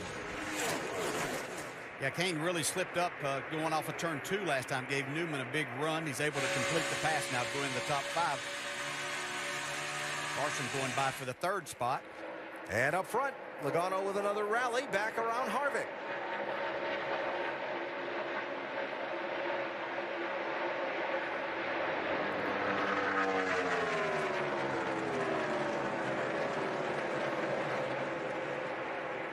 I'll see your lap lead and raise you one. And for 3rd place, Larson around the outside of Truex. So the top 3 before the pit stops, now back in the top 3 positions after the pit stops, although the order shuffled up a little bit. And I think it takes a couple of laps. If you're committed to that high line for the air pressures to come up in the tires before that really feels comfortable and you can make speed up there. Probably what that was about with Logano for a minute. That's where he wanted to run, didn't want to press the issue down the bottom. And if you can run up there, generally you can take care of the tires, and especially that right front issue, a little bit better than if you're trying to go around the bottom, having to put a little more steering wheel into it.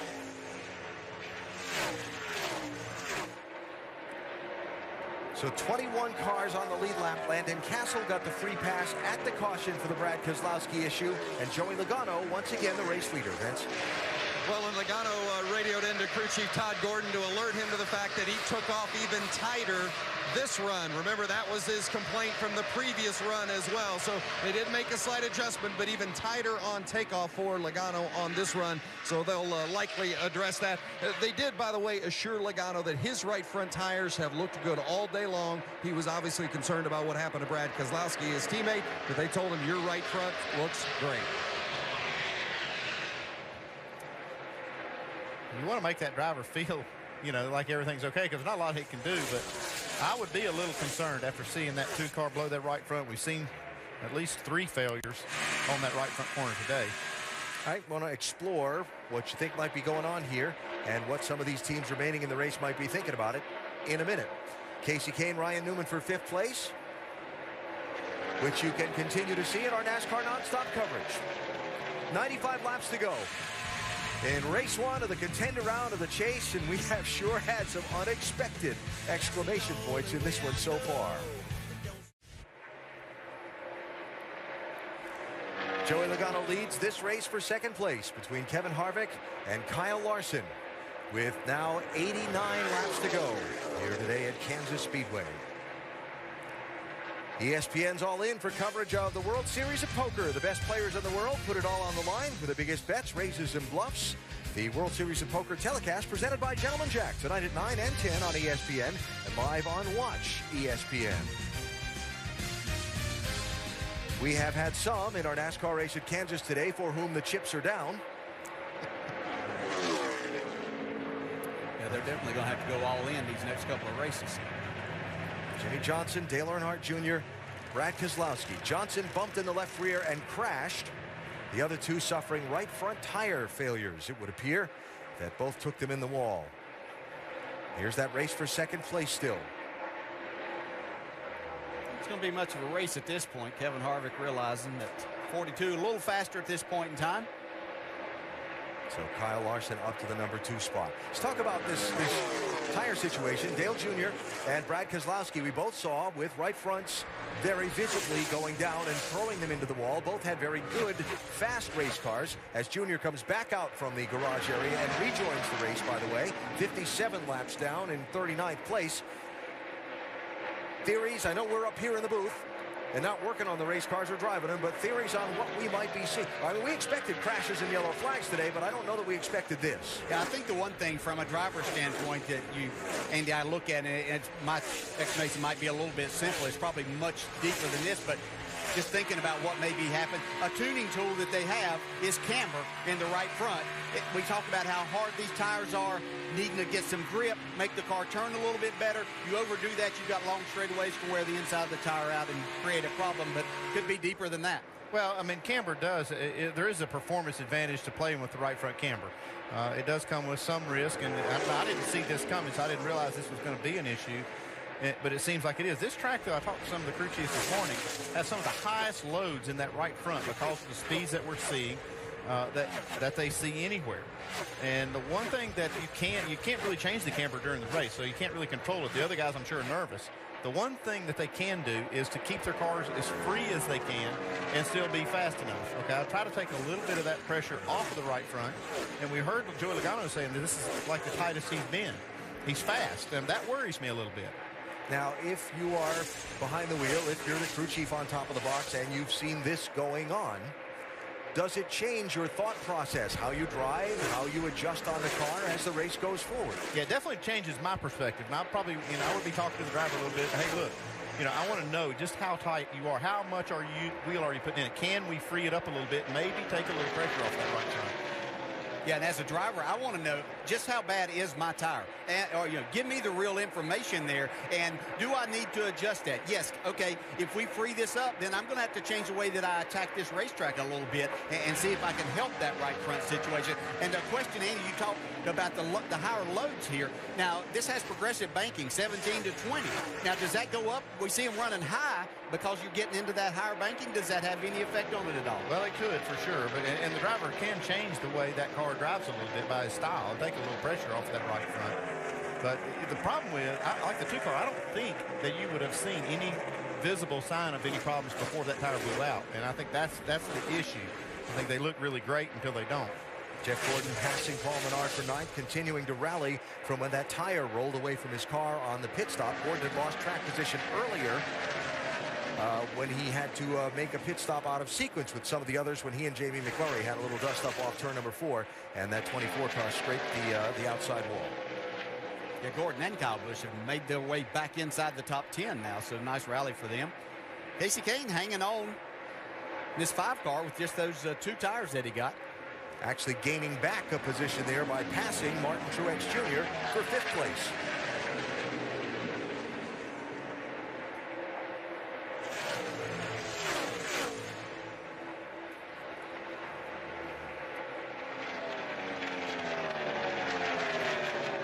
So still 80 laps to go in this one. Joey Logano's built a 3-second lead on Kyle Larson, the second-place car. 21 on the lead lap. And all of us wondering, what's the next shoe to drop, if you will, here in this one at Kansas.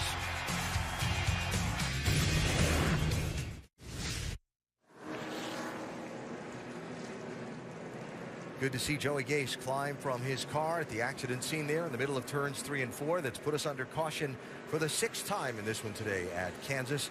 Gase, the young 21-year-old, just making his second NASCAR Sprint Cup Series start. We've seen Joey the last 2 seasons in the NASCAR Nationwide Series, and this day certainly did not come to an end the way he was hoping.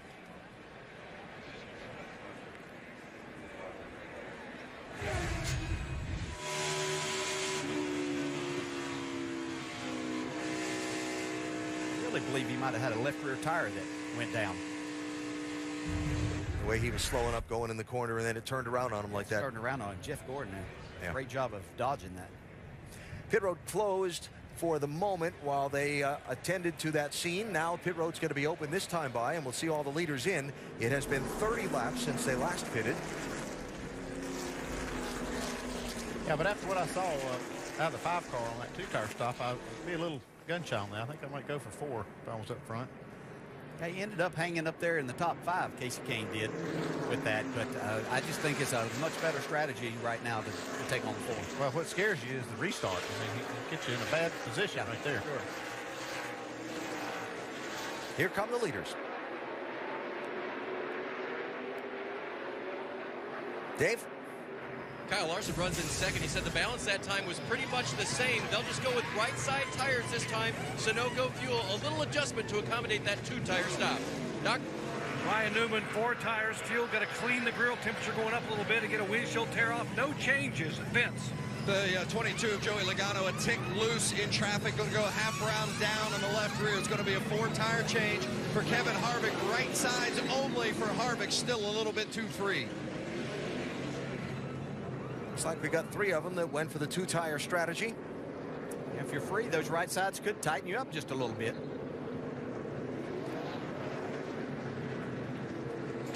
So the new leader in this one will be Kevin Harvick as they continue to work on Brad Keselowski's car back in the garage.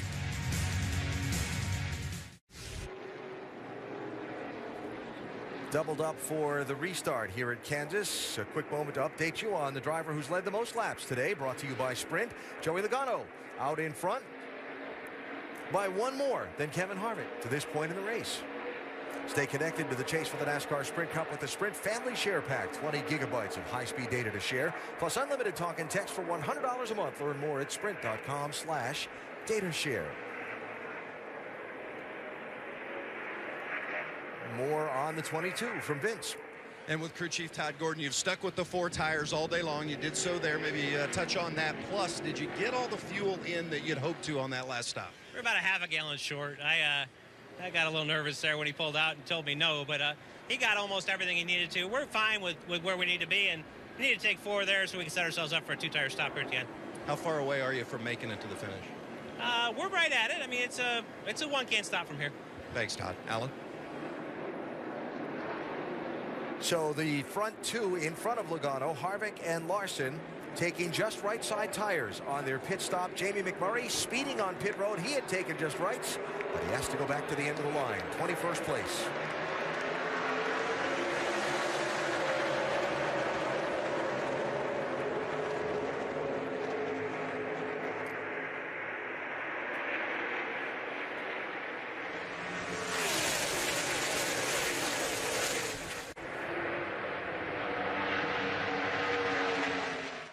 Good spot. It's going to take a lot to beat this 22, though. Right on their game, and they've seemed to be able to keep up the race really well. And I think just the good decisions that we've seen from Todd Gordon is going to pay off for them. It's really been great over the last, well, almost 2 years now to watch Todd Gordon and Joey Logano come together as a driver and a crew chief and making each one better and challenging each other to make these cars faster. And we see now it's paying off with a car capable of winning every weekend. When they don't win, they're a top 5 car. 11th place here, 9 Marcos Ambrose, 3 Austin Dillon. And behind them, Clint Boyer and Carl Edwards for 13th and 14th, all for lead lap spots. Yeah, Austin had a solid day in that 3 car. He lost a few spots there on that restart, but now going back forward.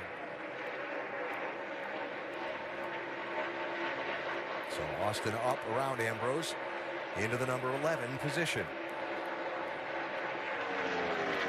Kyle Busch 18, Casey Kane 5. That's Kane taking 6th place from Kyle. Casey Kane, another one of those cars, and we talked about it when he got to 2 tires, but it just looks like it really struggles on low air pressure to get up to speed and get going. Loses a few spots. Once this air pressure come up, starts moving back forward. Yeah, but he did get 4 tires on that last stop. Now, I know what you're thinking when I say long. He's hoping for a long green run to the finish. And you're saying, well, Kansas, all the cautions we've had here the last couple of years, no way, right? To borrow the words of our friend Lee Corso, not so fast, my friend. Last 2 green flag runs, the last green flag run, the last 2 races here, 19 laps and 60 laps. So of all the yellow fever we've had at Kansas, we've still had a relatively long run to the checkered flag. 61 laps to go in this one. Joey Logano, the race leader.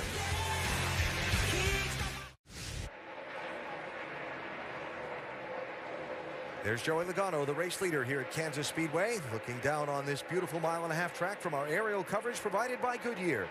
Everything they learned making tires for the grueling demands of NASCAR inspires what rolls into yours. Goodyear, the official tire of NASCAR. Logano's lead, 1.09 seconds over Kyle Larson, who has chipped into it in the last several laps around. Still a pretty significant gap, but Larson closing a little bit. Kevin Harvick has faded well back in 4.6 seconds behind in 3rd place. Ryan Newman and Casey Kane now round out your top 5. Check out the biggest movers in the race, those who've done a lot of the passing today. Presented by Cars.com. All drive, no drama. Matt Kenseth. Surprise, shows up in the top 10. Kevin Harvick slowing. What's happening, Vince? He's radioed in and believes he has a flat right front. So keep an eye on Kevin Harvick coming to pit road. He is coming now and says he believes it's the right front down. If he manages to catch it without crashing, like some of the others that he's racing for this championship earlier today, then that would be a very significant moment to remember. 4 tires here, 4 tires, 4 tires.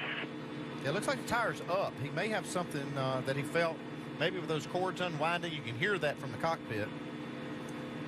He may have been just lucky enough to catch it before it blew out. Let's see what we can see when the tire comes off the car here.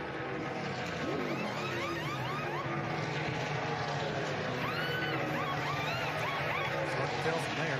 Yeah.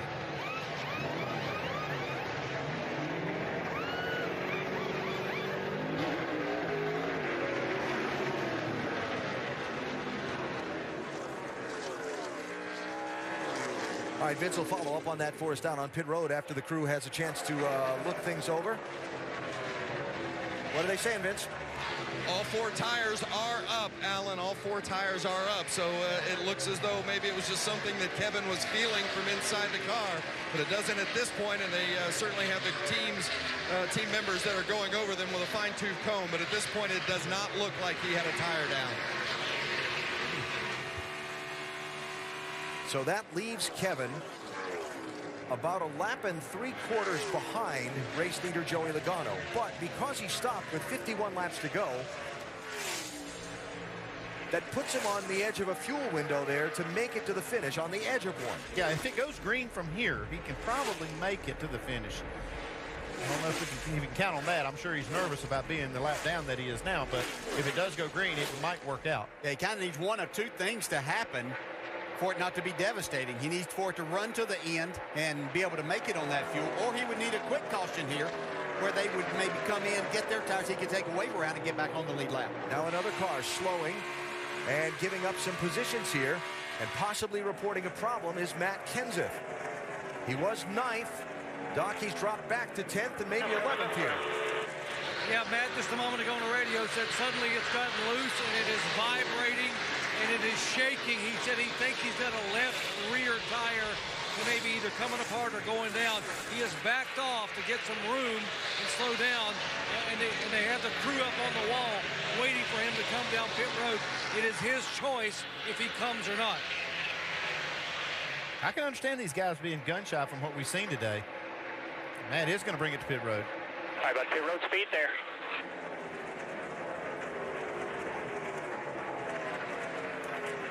So I'm talking about waiting for the other shoe to drop. Yeah. There's a couple of them.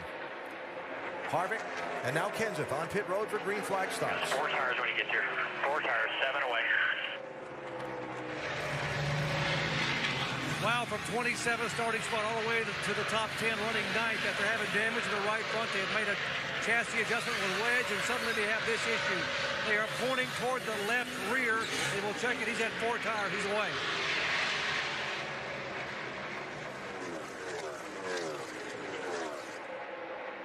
Kyle Busch, Martin Truex Jr. for 5th place. Tremendous rebound with Kyle Busch, what he's been able to do. After that speeding penalty going to the back, between others having problems and his car being pretty good and being patient, he's coming away from here with a really good day at Kansas. But all the way back to 22nd place at lap 124 after that speeding penalty on pit road, looking for his first ever top 5 finish in a Sprint Cup Series race here at Kansas Speedway. Amazing all the chase drivers we're seeing have issues here today of some kind. Long list. So Kyle running 5th, Joey Logano leading, 44 laps, and who knows what else still to go at Kansas. We go NASCAR Nonstop today, presented by Sunoco.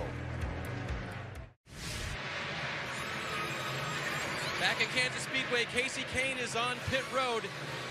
He said his car was the tightest it's been on this run. He was getting a little concerned about it, so he pitted within the fuel window. Kenny told him to pit now if you want to, and he did. He has fuel to go to the end, and now 4 fresh tires. Can't speed getting out of there. But the concerns continue. Got one in the wall.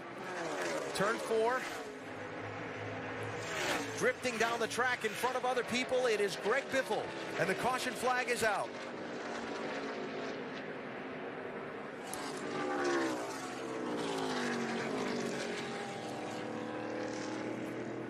Greg Biffle running in 13th at the time.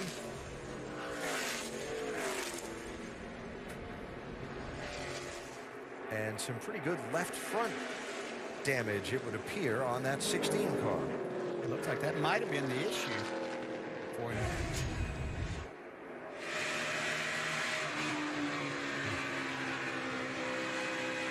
It's down in turns 1 and 2 when the 9 and the 16 got together.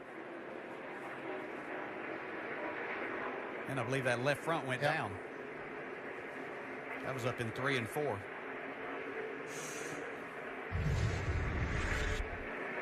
So yellow flag number 7 in this race. A race is a race is a big gap Joey Logano and Kyle Larson had over the rest of the pack. Set some interesting circumstances for Kevin Harvick, Kasey Kahne, and Matt Kenseth.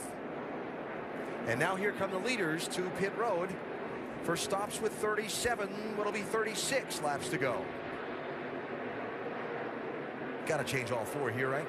No. I'm not sure about that. Not everybody, anyway. All right, Dave.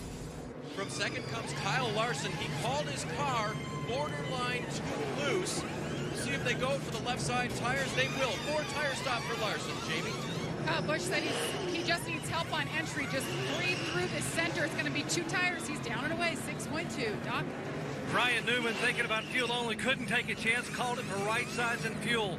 Vince? It's been 4 all day long for Joey Logano. No change here, no chassis adjustments, just 4 fresh tires and Sunoco fuel to get to the end for Logano. All right, some people going to gamble for the track position. Ryan Newman first off the pit lane. What should be a very interesting 35-lap run to the finish coming up.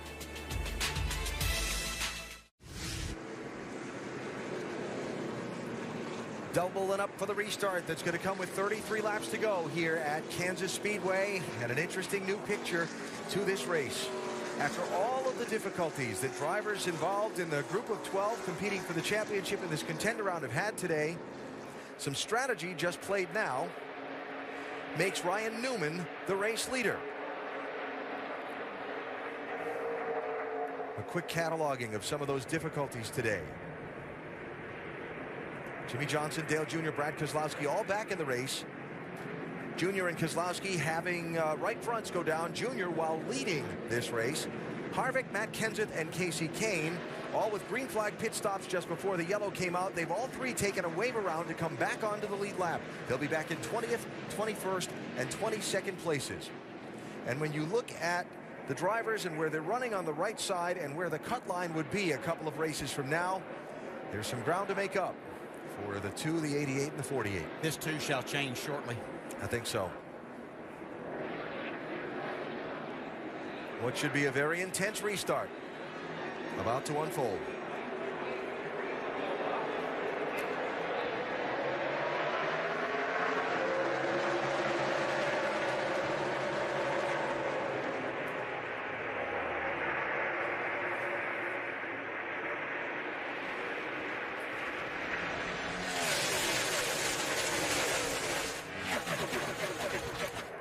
That is Clint Bowyer rim riding around turns 1 and 2 in that white and pink 15.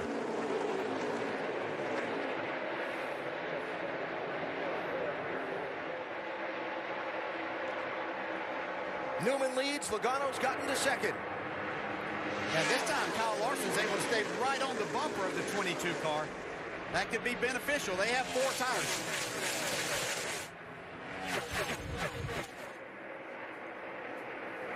Kasey Kahne has scuffed the wall in the 5. Two more to come. Caution for the Kahne car. Caution's out. Caution's out. Get ready, guys. Bad to worse for Kasey. Was running 18th at the time. Had just taken the wave around to get back on the lead lap. Yeah, he's had just such a struggle with his car on these restarts. Just cannot get a handle on it at all.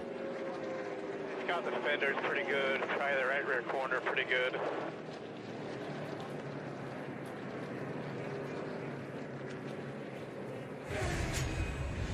Yeah, here's Kasey Kahne as he goes into the corner. Looks like he might just barely touched it on the entry, but that's not where the problems start. Right here, he gets loose and no room to catch it.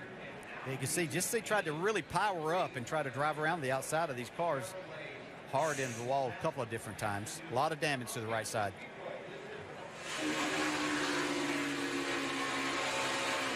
Top and 3, middle's good. Inside, very down. Hold up there, hold it up there. Into the wall, guys. 2 more to come by after the 34 here. 2 hands a wheel over the top trying to catch that thing. He was busy. Yeah, when you have a car that you've been struggling with, the outside is not really where you want to be on a restart till the air pressures get built up. You can see the issues that it caused for Kasey Kahne. Another chase driver, big issues.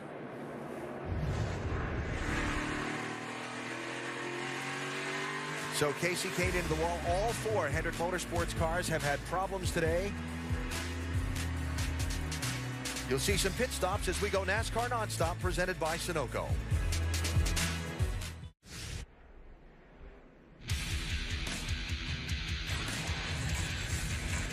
NASCAR Sprint Cup Series at Kansas is presented by Dodge Dart. Don't touch it. And in part by Nationwide. Nationwide is on your side. Doubled up for a restart. That'll come with 28 laps to go in this one. Pit stops for the cars that took the wave around. Kevin Harvick, Matt Kenseth, along with Greg Biffle. Kasey Kahne has returned to the race.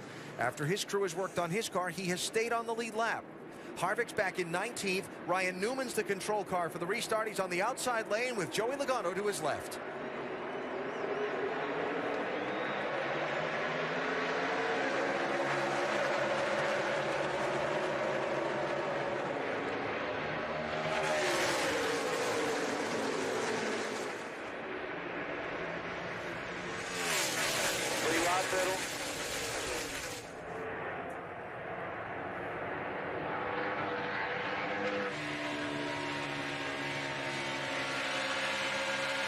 Kyle Larson able to get out of that 3 wide situation. That might be the move that'll give him any chance to win this race.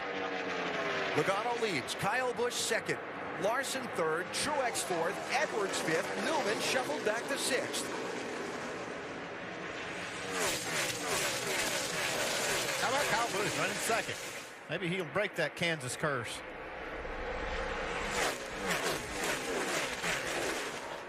I don't think he's going to be second, but he might get third. Kyle Larson's coming in a hurry once again. Logano out there in clean air. He better dispose of Kyle Busch quickly, right? Yeah, he can't waste any time right here if he's going to have any chance. And he's not going to waste any time.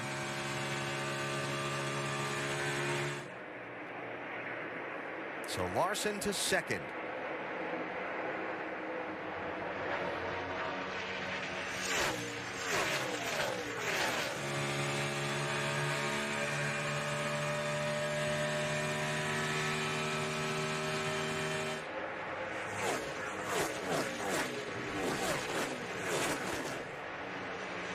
We'll see if Larson can eat into the lead of Logano any. A little bit further back in the pack, trying to see if Kevin Harvick's making any progress through. He's in 13th place. There's Kevin. He's doing okay. He's not the car that I'm seeing making progress from back there. It's the one of Jamie McMurray again making some progress moving up through, but he's a ways back. He'll need another caution to have a shot at this.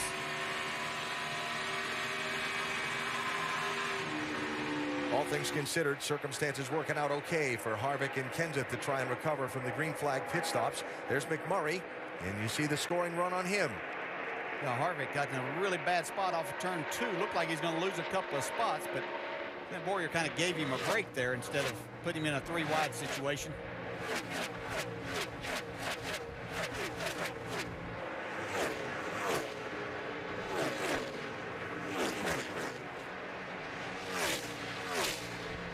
So 23 laps to go. Joey Logano, the leader. One of the stories of the day has been what's going on with some of these leaders that's caused the right front tire issues and the cars that were contending for the win to get into the wall. Dave Burns has more on this for us. And Alan, we've asked Greg Stucker, Goodyear's director of racing, to join us now. Greg, what issues have you seen, if any, with your engineers, maybe specific to the 88 and the 2 who are chase contenders? We saw what we think were a couple right fronts, obviously, that went down. Trying to figure out exactly, what the issue is with the team. Obviously, a race like this in the chase, everybody's kind of up on the wheel and really pushing the envelope. We started the race with a full green run, and tires really look beautiful up and down pit road. So we'll have to sit down with the team and try to make sure we understand if they made any adjustments or what was different about those particular runs versus what we've seen, before that and since that. Thanks for the input, Greg. By the way, the 42, Kyle Larson, the lefts that came off of that, they said, boy, it's a good thing we got those off because those were close on where they put on 4 this time. They should be good to the end. All right, Dave, thanks. It is kind of puzzling because we did have that long, over 100-mile green flag run to start the race and so on. So certainly something for everyone to digest in the post-mortem here after this race in Kansas. Yeah, that's what Greg Stucker was talking about. You expect the worst part of the race is that first part when the track's fairly green. That's the hardest section of the race for the tire, and they didn't see any problems then, and then they started popping up. They're watching Harvick try to make his way as he ride along with Clint Boyer here, but Harvick's inability to run the middle and top of the racetrack and make any speed is keeping him from moving any further forward. Just can't get that race car to carry the speed that he needs down on the bottom. Harvick there in the 4 in 13th place, trying to get around Brian Vickers for 12th. Vince? Well, that's been the situation the entire day for Kevin Harvick. He has just not been able to run that top half of the track where so many others are making speed, and they've made adjustments to the chassis and done air pressure adjustments, everything they can to try to get Kevin to be able to get up top and run.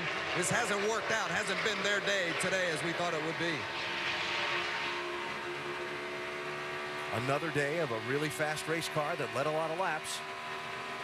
But whatever it was that brought Kevin Harvick to pit road at lap 214, remember he suspected he had a right front maybe going down, and all 4 of the tires wound up being up. Whatever it is has left Harvick fighting just to get back into the top 10. Ryan Newman shuffled from 1st to 6th after the restart, trying to hang on to a spot as Jamie McMurray in that 1 continues to charge. More on Newman from Doc. Yeah, a minute ago when Ryan Newman was the leader on the restart and some of the cars laid back, Luke Lambert was pretty upset and went to the NASCAR officials and said, what are the rules on the restart? What's going on here? He said, can you lay back on the restart like that? Not very happy as this driver now gets passed by McMurray on the track.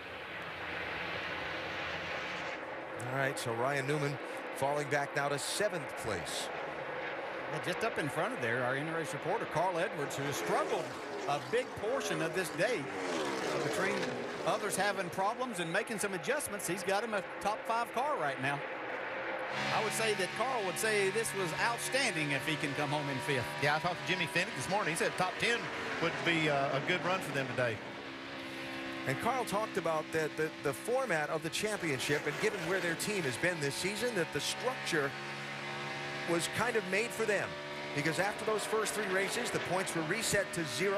They got to come into this round where they figured they can run well here, and they can run well at Charlotte, and then go to Talladega where they have their super speedway package, Ross Fenway, a chance to win. Whether they need to or not, they'll run well. And so he thought, we got through the first round, we can get through the second round, who knows? We can win it. And all the while, they keep working on their cars to get them faster. So Carl there with Jamie McMurray getting past him. McMurray in the 5th and Carl now in the 6th position.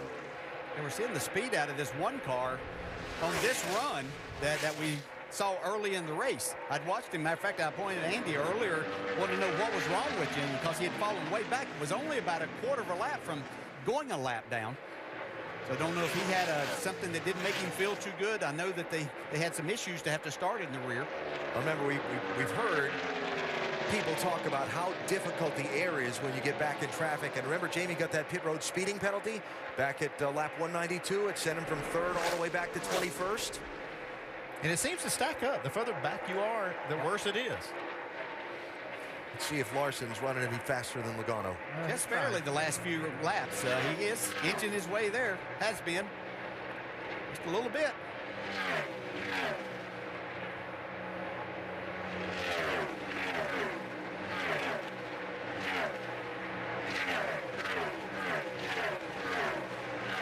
Six-tenths of a second back with 12 laps to go. If he can get a little bit closer here as he inches his way there, he can make Logano start looking in that mirror, spend a little more time looking back than looking forward. Anytime you do that, it takes your focus on what you have to be doing as a driver, which is hitting all of your marks, getting the very most out of the car. Kyle Busch running in 3rd, Jamie. Well, it has been a good weekend for Kyle Busch at one of his worst racetracks, and you think the guy is a little uneasy when he comes here. He's had some bad runs, 4 DNFs, all accidents, 2 being last year. Now, I talked to Dave Rogers, and Kyle ran the Nationwide Series race yesterday and won it, and Dave said that alone is so good for Kyle's confidence because this track just isn't suitable for his style, his driving style, so he learned some things yesterday. The car has had good speed, but guys, he just said on the radio as you threw to me, I'm not sure it's going to last. You better make a plan. I'm not sure what that means, but the team is looking around. Well, something to keep an eye on for the 3rd place runner, Kyle Busch. Kyle Larson continuing to close on Joey Logano as they've caught the end of the field and begin to work some lap traffic. Yeah, remember a couple runs ago, whenever they got in traffic, Larson was able to close right up on his bumper. They've got going to be having some more traffic issues here soon. Now, this kind of forces Logano to run in dirty air. He hasn't had that clean air when he gets up next to these other lap cars. And it evens the playing field a little bit because Larson's been running in the wake of that 22 for quite a few laps. A little wiggle there by Larson, exiting 4. Oh, it's everything this 42 will do right now. Yeah. Not that Logano's not putting forth that same effort.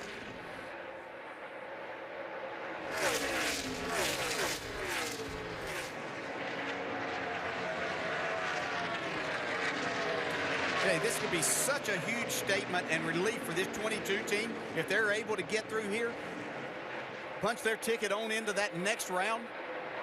I'll tell you somebody that doesn't care a bit about that. That's Kyle Larson. And He'd love to spoil that. And on the other side of that issue, a lot of people have talked about what happens if some non-chasers win a couple of these races. Talk about the squeeze in the bubble of pressure at Talladega.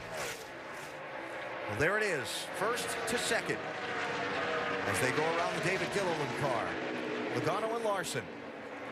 How good has Larson been? You think we talk about Logano in all top 5 finishes, but just think about the job that Larson's done in all of these chase races so far. Yeah, you almost have to go back to Michigan. We've got a problem with his teammate, though, here with Jamie McMurray. Off the pace, turn 3. For Larson, you have to go back to Michigan where he had a problem, crashed, or either blew a tire or whatever, put him in the wall there. That's really what knocked him out of the chase, or he'd be right there. Oh, saw Jamie Murray. Looked like the left front tire just blew out on that car. He was on pit road. Probably what was wrong with it. He slowed from 5th place. And we stay under green. 5 to go. Larson stalking Logano. 3 more lap cars just ahead. A couple of them side by side here. Could make it interesting. Casey Mears moving down, yielding the top lane to the leader. David Reagan next ahead in the 34.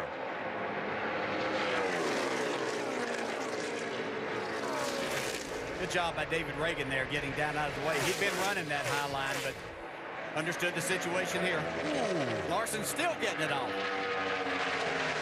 If he didn't scrape it, there wasn't enough room for another coat of paint on the side of that car. I'm sure we all remember watching him run the truck race at Eldora, so he's not afraid to get it up there and bounce it off there a couple of times.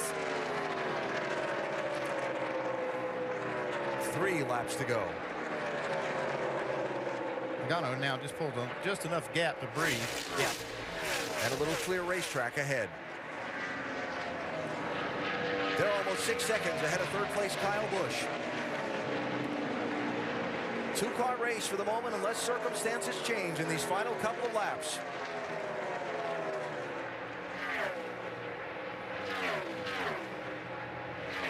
At stake for Logano, a pass through into the 3rd round of the chase without having to worry about what happens at Talladega. At stake for Larson, that coveted precious first NASCAR Sprint Cup Series win. They'll see the white flag this time.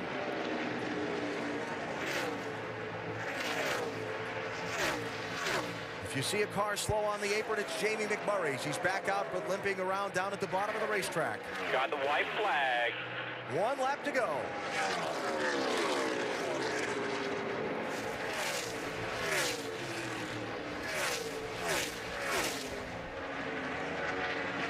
Good exit, still good by 5.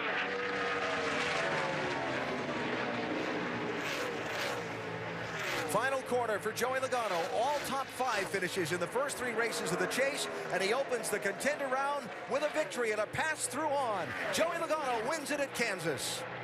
You guys had a pass! Woo! Awesome run, man. Awesome run. Way to get done, guys. Way to get done. 5, baby! Yeah! But what a job, guys. That makes Talladega a whole lot easier. Hell yeah, it does. Mission accomplished. That says it all. Joey Logano wins at Kansas, his 5th victory of the season. He's automatically through to the 3rd round of the chase. A day that saw many of his other 11 rivals for the title have various problems through the day. 3 of which are going to have a big hole to dig out of at Charlotte before we get to Talladega. Watch him celebrate, Alan. Just look back through the field a little bit. Martin Truex with another outstanding run, a top 5 this time. Just keeps getting better and better. Austin Dillon with 8th place. Yeah, all 3 of the RCR cars top 10. Harvick came back for 12th. Kenseth 13th. Jeff Gordon ended up 14th.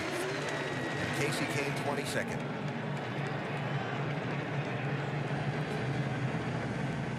It's coming one day soon. Yep.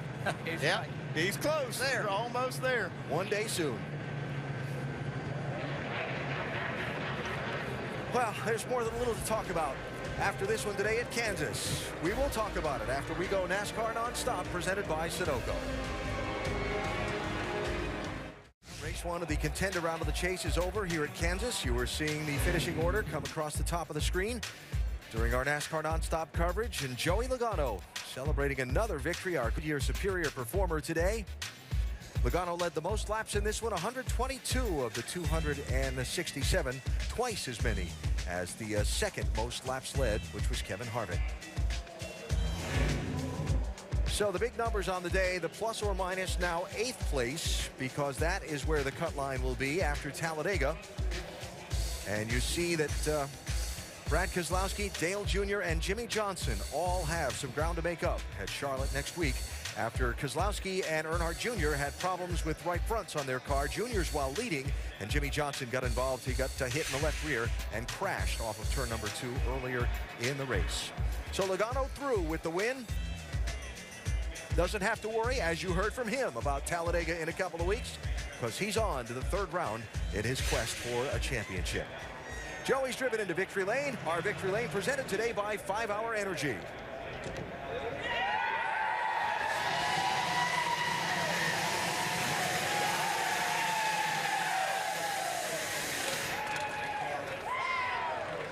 The celebration is on in Kansas for Joey Logano and this 22 team. 4 chase races, 2 wins for the 22.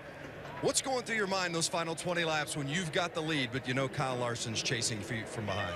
Yeah, they've been fast the last few weeks. They're definitely the fastest non-chaser for sure. And he was up in my lane. You know, the 2 of us were up in the top there, and we were able to make our cars pretty equal. And I felt like whoever's up front was going to win that race there. So I was able to have a good start and get the lead, and then just basically take his air away and get through and make sure I worked the traffic good and all that. So what a Shell Pennzoil team I got. What a Ford I got here. Man, it's just been a lot of fun this season. Just getting us to the next round, that's awesome. Jesus. We heard you say that this takes the suspense, so to speak, out of Talladega and all the concerns that race brings. Well, what kind of statement does it make for this team? 4 chase races, 2 victories.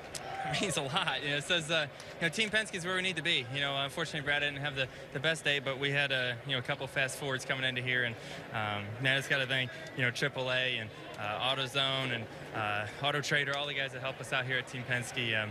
There's also a cool promotion on Shell's Facebook about saving some 22 cents a gallon. So some really cool things going on here. This is so much fun. I'm having a blast this year, and we got a real shot at winning this championship, and I feel like we're one of the teams to beat. So having fun with it. Coolest thing for Joey Logano? Victory Lane celebration. Alan?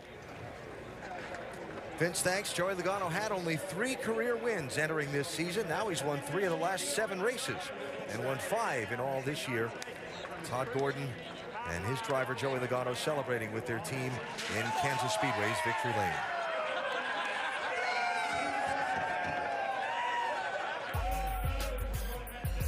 Top 10 finishers today. Interesting mix of chasers there. Some guys, Kyle Busch certainly looking for a good run here, was able to make that happen. You mentioned Martin Truex and Austin Dillon cracking the top 10. Kyle Larson finishing 2nd today. Jamie? Well, he got out of his car and he said, if we were just in the chase, no kidding, you're knocking off these top 5s. Where was Joey just a little bit better than you at the end?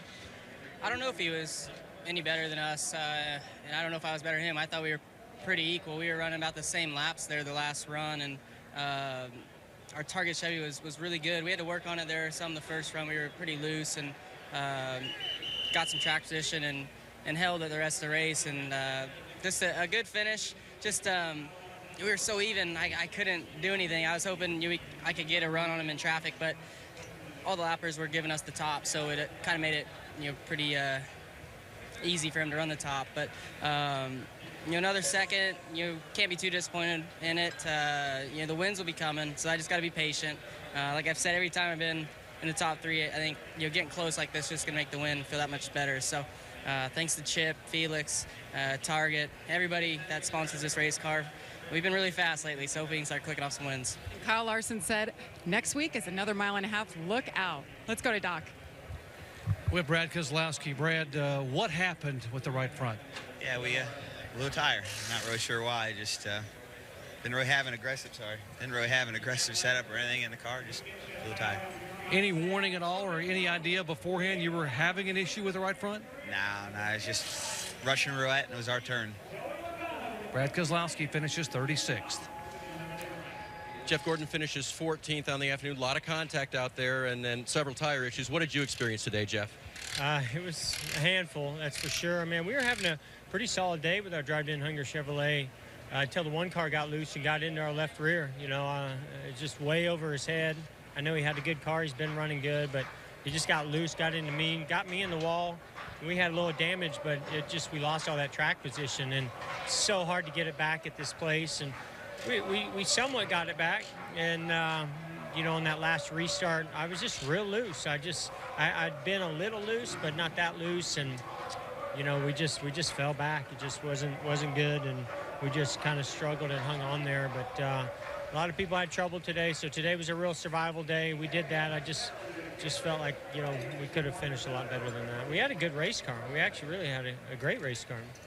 They're going to another good Jeff Gordon track next week.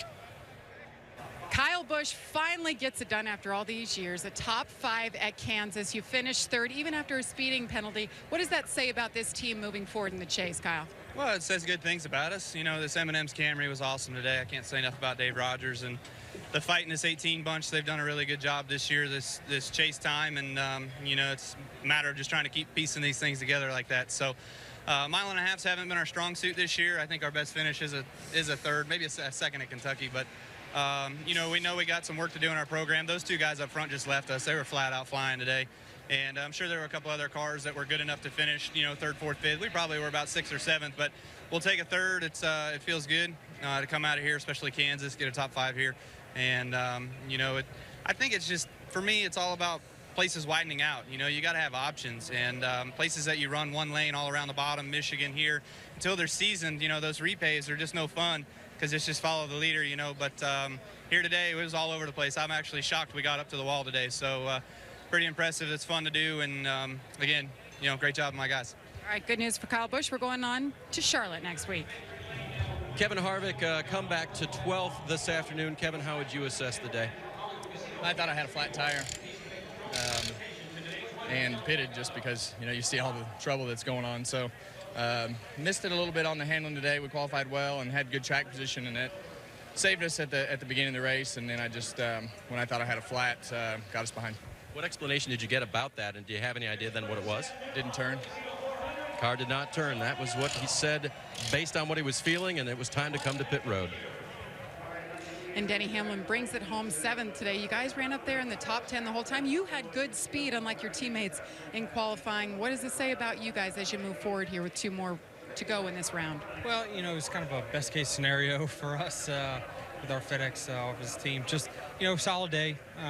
We didn't think we were going to contend for a win here today, but we knew we could contend for a top 5, top 10 finish, and we did, and it's kind of best-case scenario. So proud of our team. No mistakes on pit road. Just nice, smooth day. I saw those guys around us having a lot of issues, and, you know, we don't have a lot of the speed that those guys have. So maybe if we can get them out in this round, then they'll give us a fighting chance when we get to the end of this thing. That's pretty good. You have an electrical issue, and you still say you have a smooth day. That's Denny Hamlin, Nicole. Well, the racing does continue tonight. The NHRA, they're in Reading, Pennsylvania. Finals tonight, 8 o'clock Eastern on ESPN2. The next weekend, we are in Charlotte, as everyone has been telling you. Friday night, 7 o'clock Eastern on ESPN2. That is the Nationwide Series race, and of course, the only night race of the chase, the Bank of America 500 at Charlotte. Saturday night, 7 o'clock Eastern. Join us on ABC. Inside the Quicken Loans ESPN pit studio after what can only be described as a almost disastrous day for Hendrick Motorsports. Jimmie Johnson, 40th, his worst performance in the chase since Homestead 2005. Yeah, we really thought he was going to turn it around in these mile-and-a-half racetracks, but he just didn't get going all day long and ends up getting himself in a wreck with Greg Biffle, tears his car to smithereens, and all of a sudden, then we got Dale Jr. in the wall.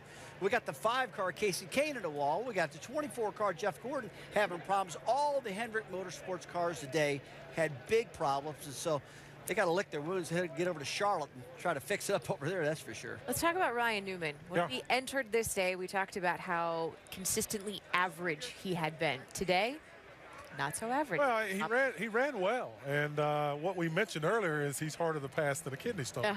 That's the words very difficult to get around, but had a good day, put himself in good position, had good pit stops, had a chance to restart on the front row there, two restarts ago.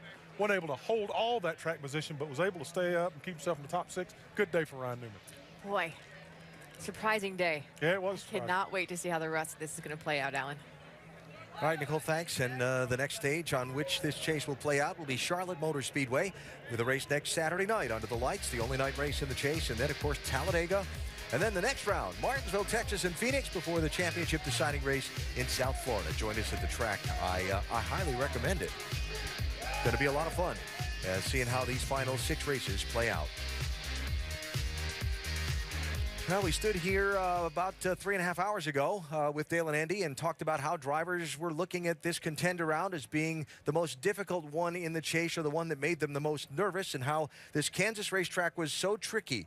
What we saw today was a difficult race, but not for reasons we expected. No, certainly not. You know, we were trying to see who was going to make mistakes, who was going to get themselves involved in crashes, but we ended up with some issues that I don't think the teams expected, and certainly Goodyear didn't either, but it certainly has shaken things up. We don't see a top 8 that we were kind of expecting, and some that we thought were going to be in that still are a ways back. So very interesting race. It's going to make these next 2 even more important to these drivers as they try to catch up. Yeah, one thing we expected was like a narrow groove, fast speeds, and some people getting out of shape and crashing. We saw the opposite of that. We saw a tremendous racetrack. I mean, the thing got really wide all the way through the corner, some good racing, but what a devastating day for Hendrick Motorsports. I mean, 3 of their cars are right now on the outside looking in, and Gordon is right there on the bubble spot. So it's really going to be a tough round for them. And with the anything can happen nature of Talladega, where the 4-driver elimination will happen, big pressure on next Saturday night's 500-miler in Charlotte. Joey Logano, we know, is through onto that 3rd round of the chase, and let's talk with some more drivers with good finishes today. Down to Dr. Jerry Punch.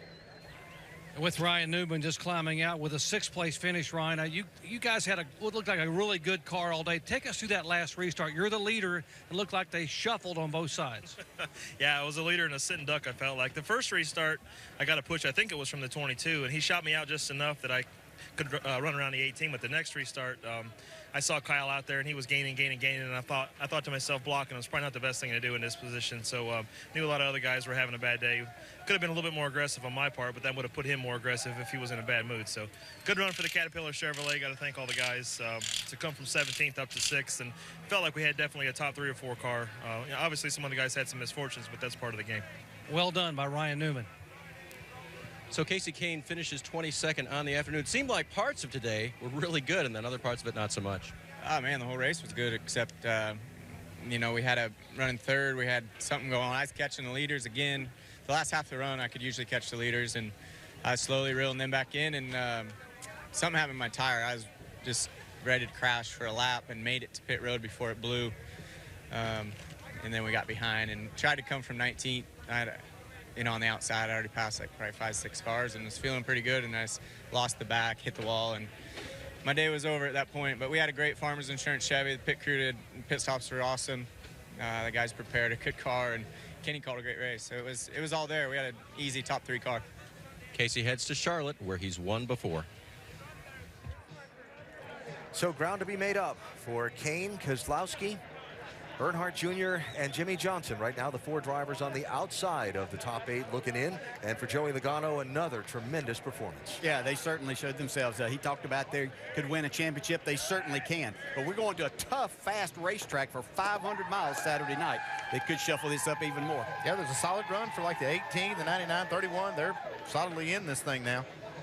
Primetime doubleheader in Charlotte. Friday night, the Nationwide Series, ESPN2, and Saturday night's Bank of America 500 on ABC. That's next weekend's NASCAR action. SportsCenter is next with more coverage from here in Kansas and the rest of the day's sporting news. Joey Logano wins today in Kansas City.